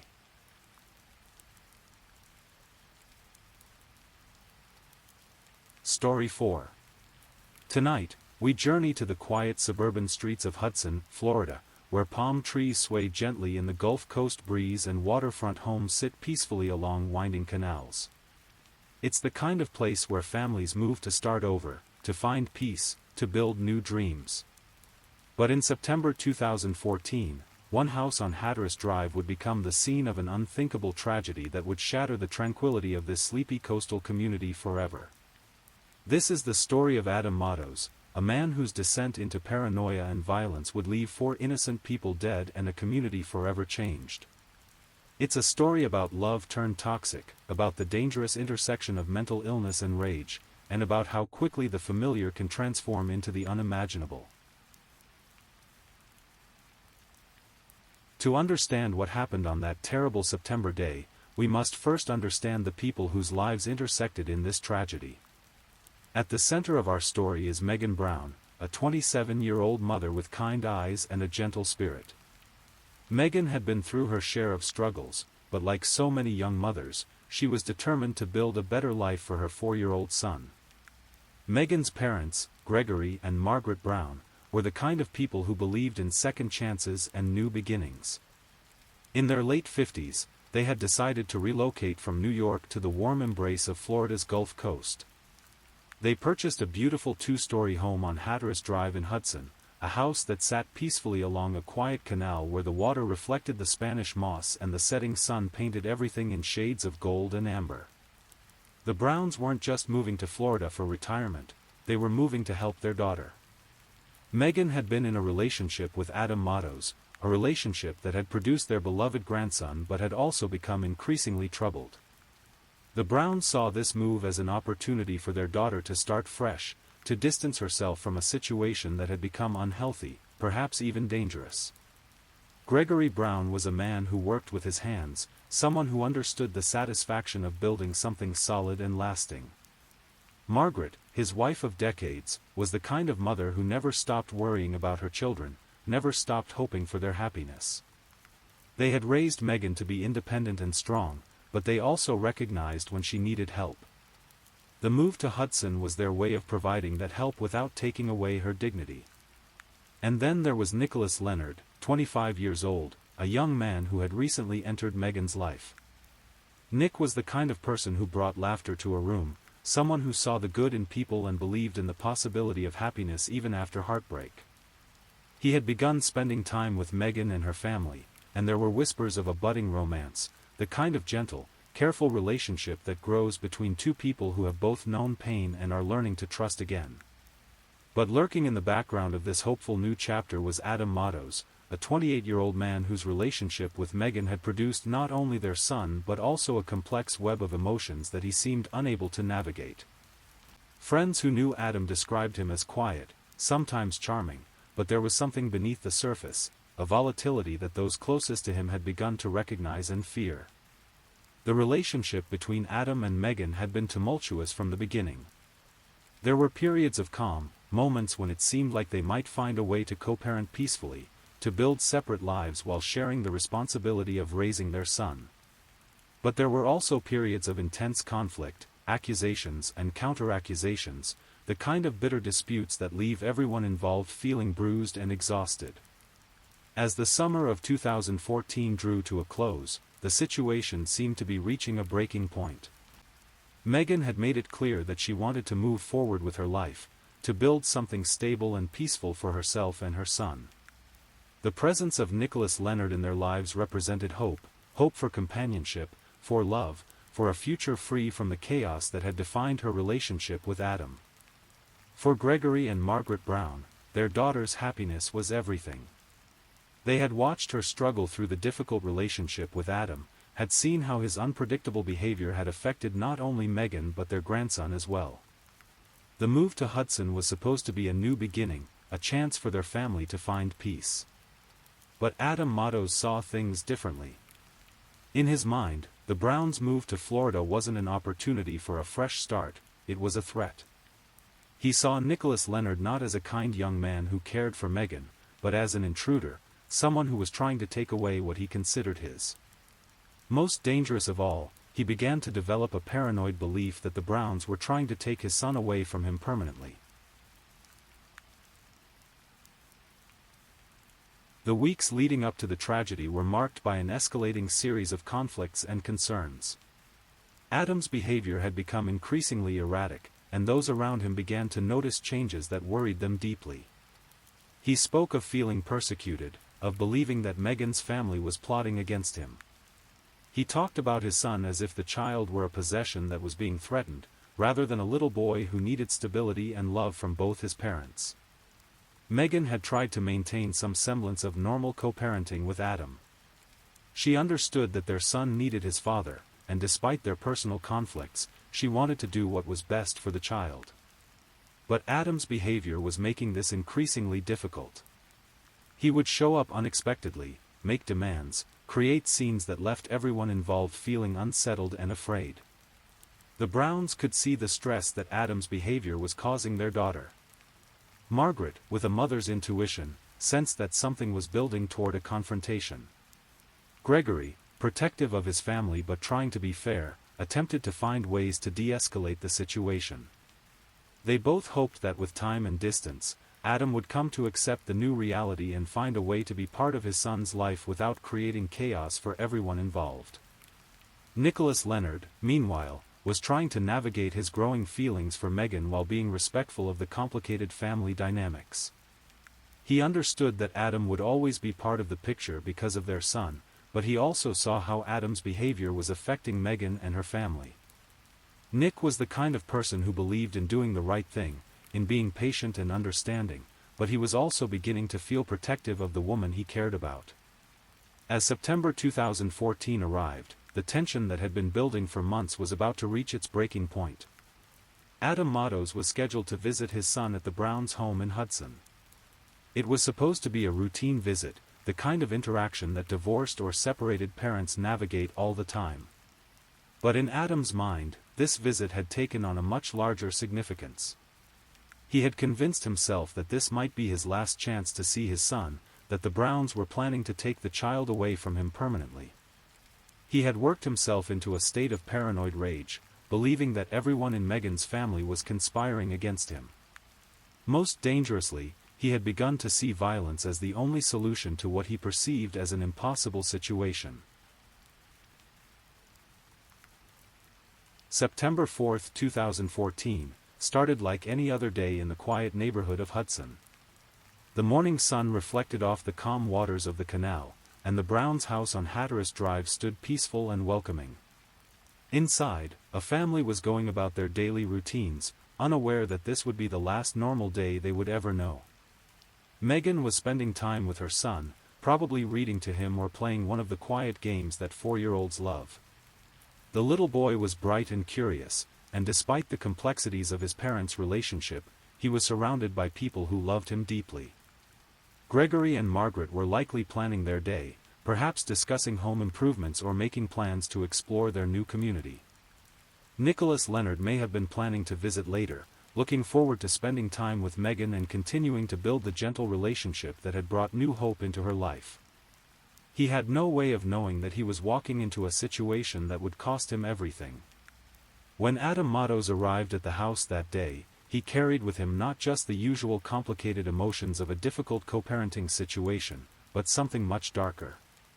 He had spent weeks, perhaps months, building a narrative in his mind where he was the victim, where everyone around him was plotting against him, where violence was not only justified but necessary. What happened next would unfold with a swiftness and brutality that defied comprehension. According to the evidence that would later be presented in court, Adam attacked the people in that house with a level of violence that spoke to a complete break from reality. This wasn't a crime of passion in the traditional sense, it was a systematic elimination of everyone he perceived as standing in his way. Megan Brown, the mother of his child, the woman who had once loved him and whom he claimed to love in return, became his first victim. The details of her murder, revealed during the trial that would follow years later, painted a picture of unimaginable brutality. This was not a quick crime, it was prolonged and deliberate, speaking to a level of rage that seemed to have been building for a very long time. Gregory Brown, the father who had tried to help his daughter build a better life, who had opened his home and his heart to his grandson, was next.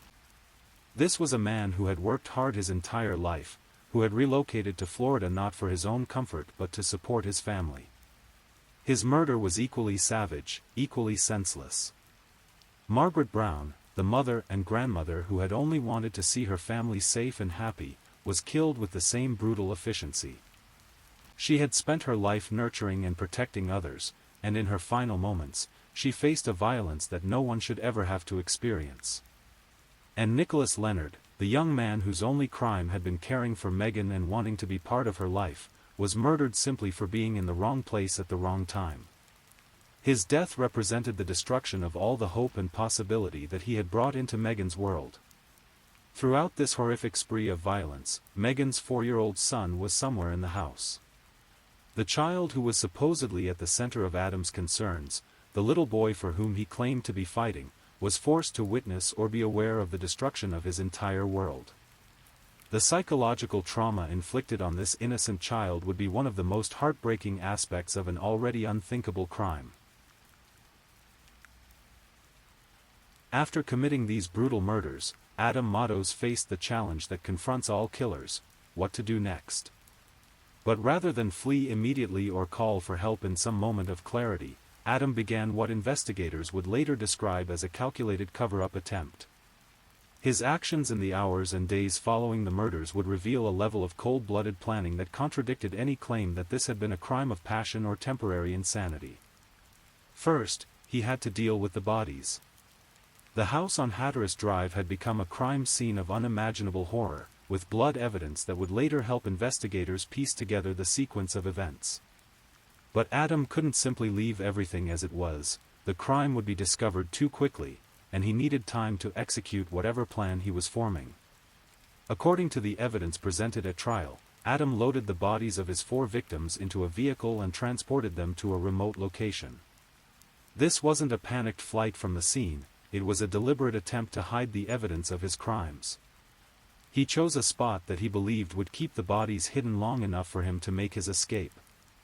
But perhaps most chilling of all was what Adam did next. Rather than fleeing immediately, he returned to the house with his 4-year-old son and attempted to clean up the crime scene. Imagine the surreal horror of this situation: a man who had just brutally murdered 4 people, including the mother of his own child, now trying to remove the evidence while caring for that same child.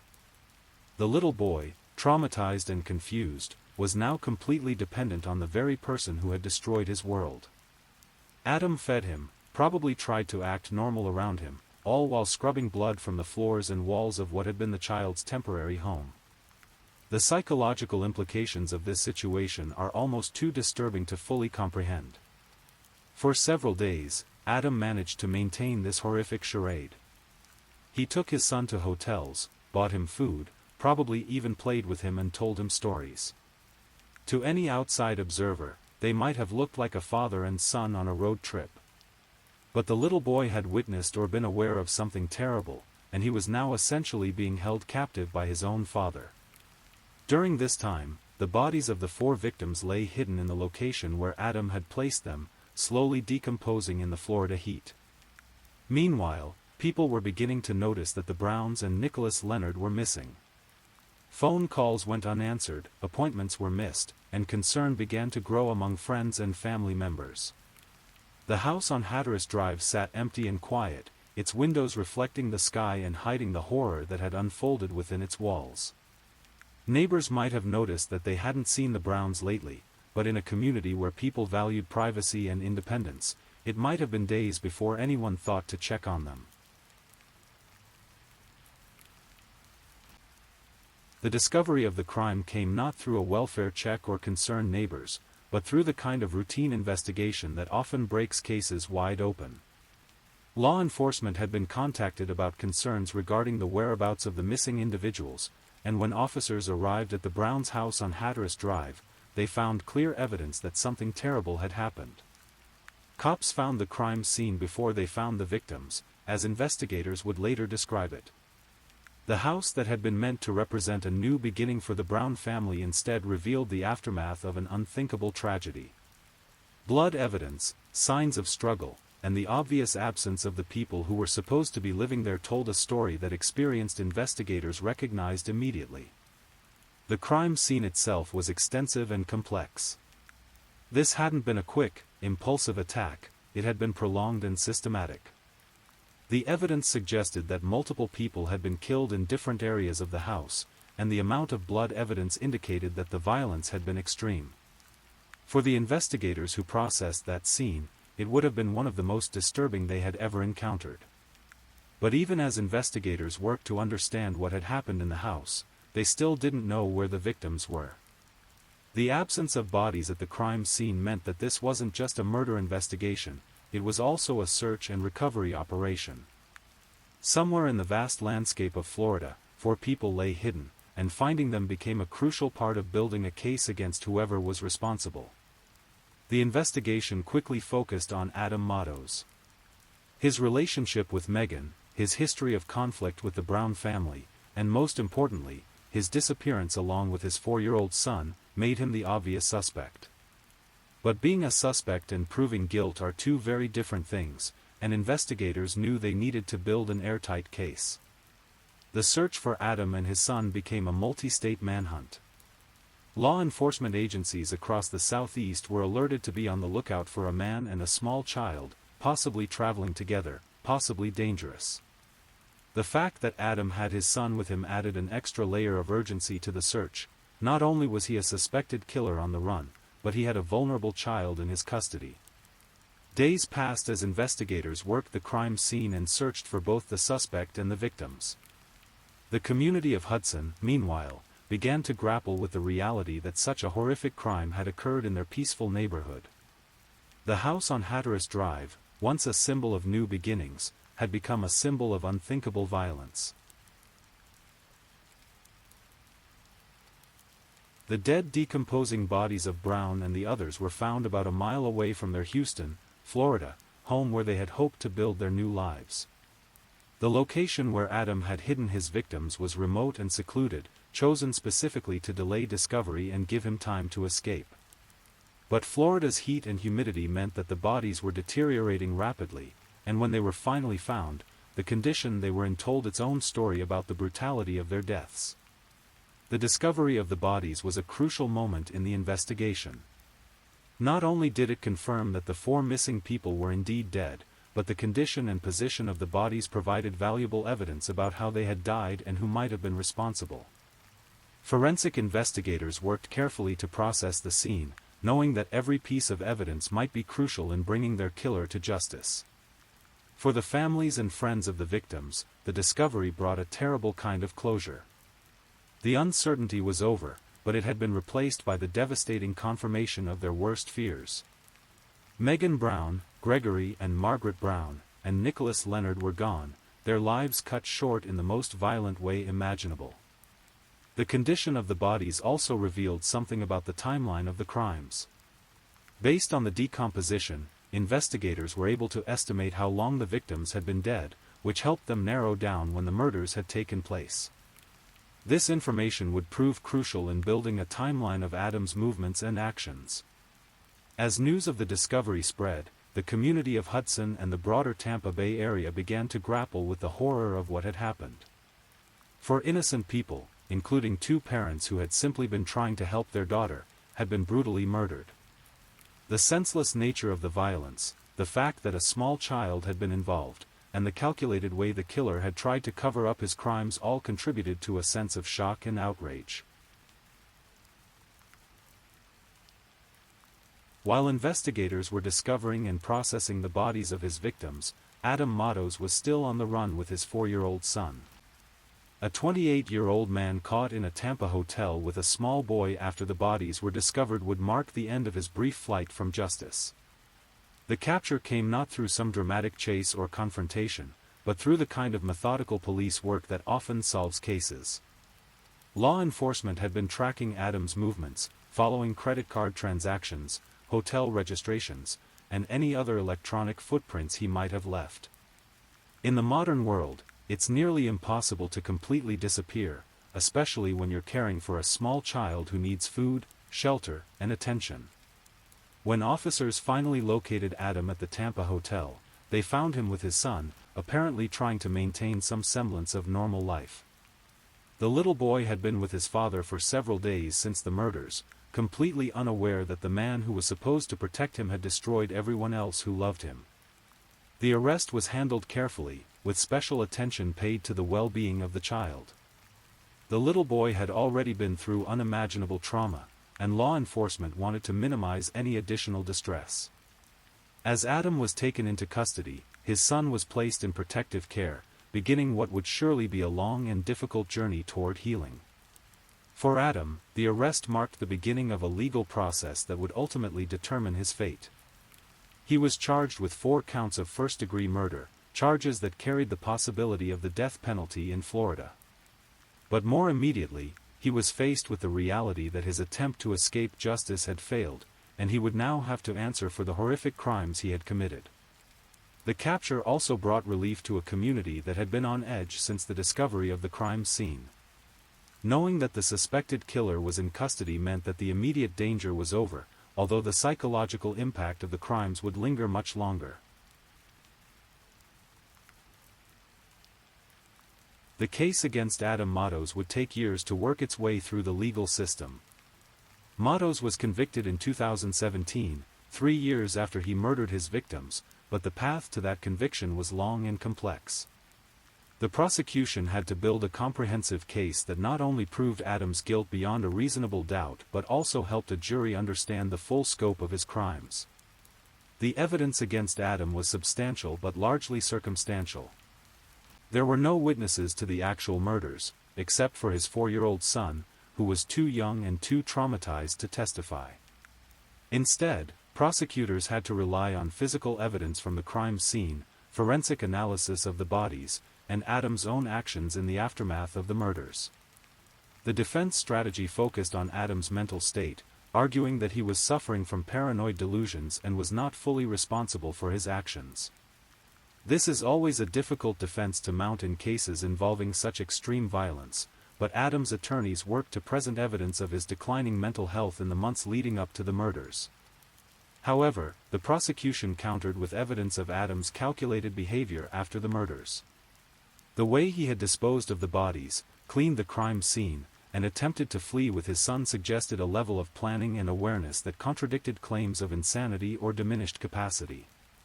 The trial itself was emotionally devastating for everyone involved. Family members of the victims had to listen to detailed descriptions of how their loved ones had died. The community had to confront the reality of what had happened in their peaceful neighborhood. And most heartbreakingly, the court had to grapple with the impact on Adam's young son, who had lost not only his mother and grandparents but effectively his father as well. A day after Adam Matos described in grisly detail how he killed 4 people in Hudson in 2014, a jury responded Thursday by deliberating for less than 3 hours before finding him guilty on all counts. The speed of the deliberation suggested that the jury found the evidence against Adam overwhelming and his explanations unconvincing. The conviction was a relief to the families of the victims and to the community that had been traumatized by these crimes. Justice had been served, but it came at an enormous cost. 4 innocent people were still dead, a little boy's life had been forever changed, and a community had lost its sense of security and innocence. During the sentencing phase, the court heard impact statements from family members and friends of the victims. They spoke about the people they had lost, Megan's kindness and determination as a mother, Gregory's work ethic and devotion to his family, Margaret's nurturing spirit, and Nicholas's youthful optimism and capacity for love. These statements helped humanize the victims, reminding everyone that these weren't just names in a case file but real people with hopes, dreams, and people who loved them. He managed to escape the death penalty, receiving instead a sentence of life in prison without the possibility of parole. While some might have argued for the ultimate punishment given the brutality of his crimes, the life sentence ensured that Adam would never again be free to hurt anyone while avoiding some of the lengthy appeals process that often accompanies death penalty cases. The Adam Matos case had effects that rippled far beyond the immediate victims and their families. The little boy who survived, now orphaned and traumatized, would require years of therapy and support to process what he had experienced. Child psychologists who worked with cases like this understood that the effects of such trauma could last a lifetime, affecting the child's ability to form relationships, trust others, and feel safe in the world. The community of Hudson also struggled to recover from the knowledge of what had happened in their midst. A beautiful young mom is among those savagely slaughtered by a monster who turns her family's new waterfront home into a house of horrors, and residents had to confront the reality that even the most peaceful-seeming places are not immune from violence. The case also highlighted important issues about domestic violence and the warning signs that might predict when a bad relationship could turn deadly. Court records reveal what could be perceived as a deteriorating relationship between an accused killer and the victims, and experts in domestic violence pointed to the escalating pattern of control, paranoia, and threats that had preceded the murders. Mental health professionals also studied the case, trying to understand how someone could descend into the kind of paranoid rage that led to such extreme violence. Adam's claims of feeling persecuted and his belief that his son was being taken from him fit patterns that mental health experts recognized, but the challenge was always identifying and treating such conditions before they led to tragedy. For law enforcement, the case became a study in both successful investigation techniques and the challenges of preventing domestic violence from escalating to murder. The physical evidence and careful police work had led to Adam's capture and conviction, but the question remained whether there had been opportunities to intervene before the violence occurred. As we reach the end of this tragic story, it's important to reflect on what we can learn from the horror that unfolded on Hatteras Drive. The Adam Matos case is more than just another true crime story, it's a reminder of how quickly life can change, how violence can erupt even in the most unlikely places, and how the effects of such crimes extend far beyond the immediate victims. His family described him as a loving, kind-hearted father. His neighbors regarded him as quiet and respectful. His friends recalled him as happy-go-lucky, a laid-back, fun guy. These descriptions of Adam before the murders remind us that predicting who might be capable of such violence is often impossible. People who commit horrific crimes don't always fit the stereotypes we might expect, and this makes prevention all the more challenging. The story also highlights the courage and resilience of those who survived.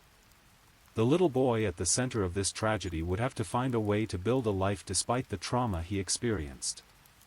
The extended family members and friends of the victims would have to find ways to honor their loved ones' memories while moving forward with their own lives.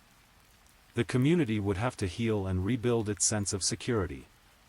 For Megan Brown, Gregory and Margaret Brown, and Nicholas Leonard, there would be no more tomorrows, no more chances at happiness, no more opportunities to love and be loved. Their lives were cut short in the most brutal way imaginable, but their memories lived on in the people who knew and loved them.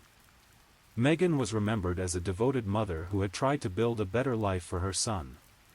Gregory and Margaret were remembered as parents who had sacrificed their own comfort to help their daughter. Nicholas was remembered as a young man full of potential who had brought hope into Megan's life.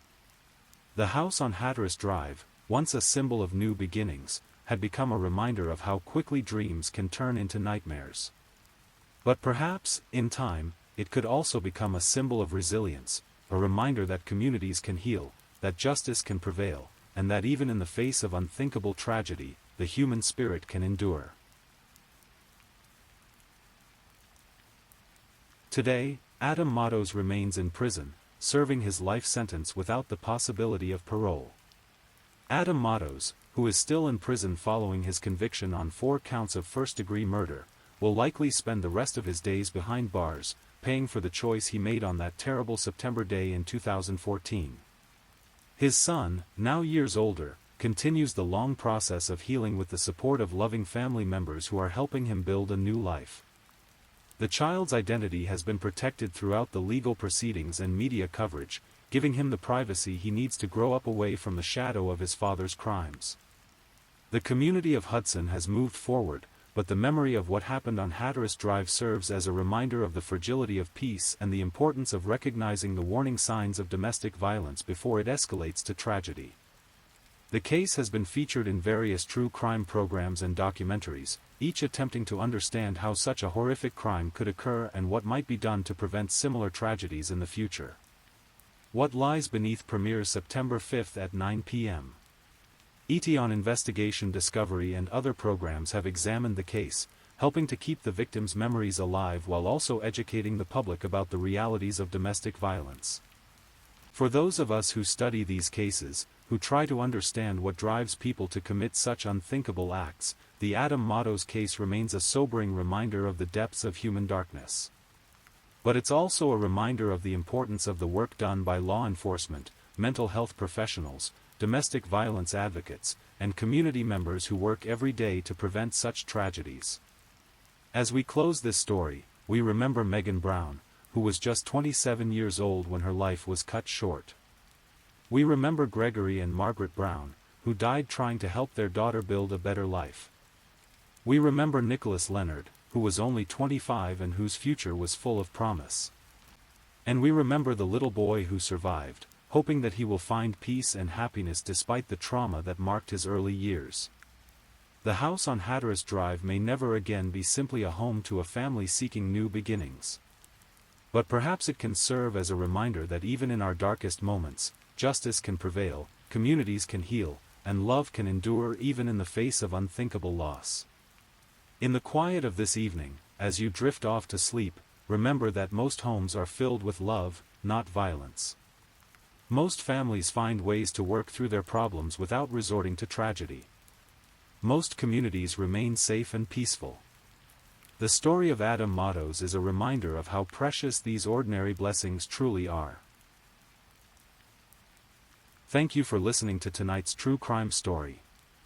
Rest peacefully, knowing that another story awaits you next time, ready to accompany you on another journey toward restorative sleep. But if you're still awake, don't forget to like and subscribe so you don't miss our next true crime stories. And until next time, stay safe and take care. Good night.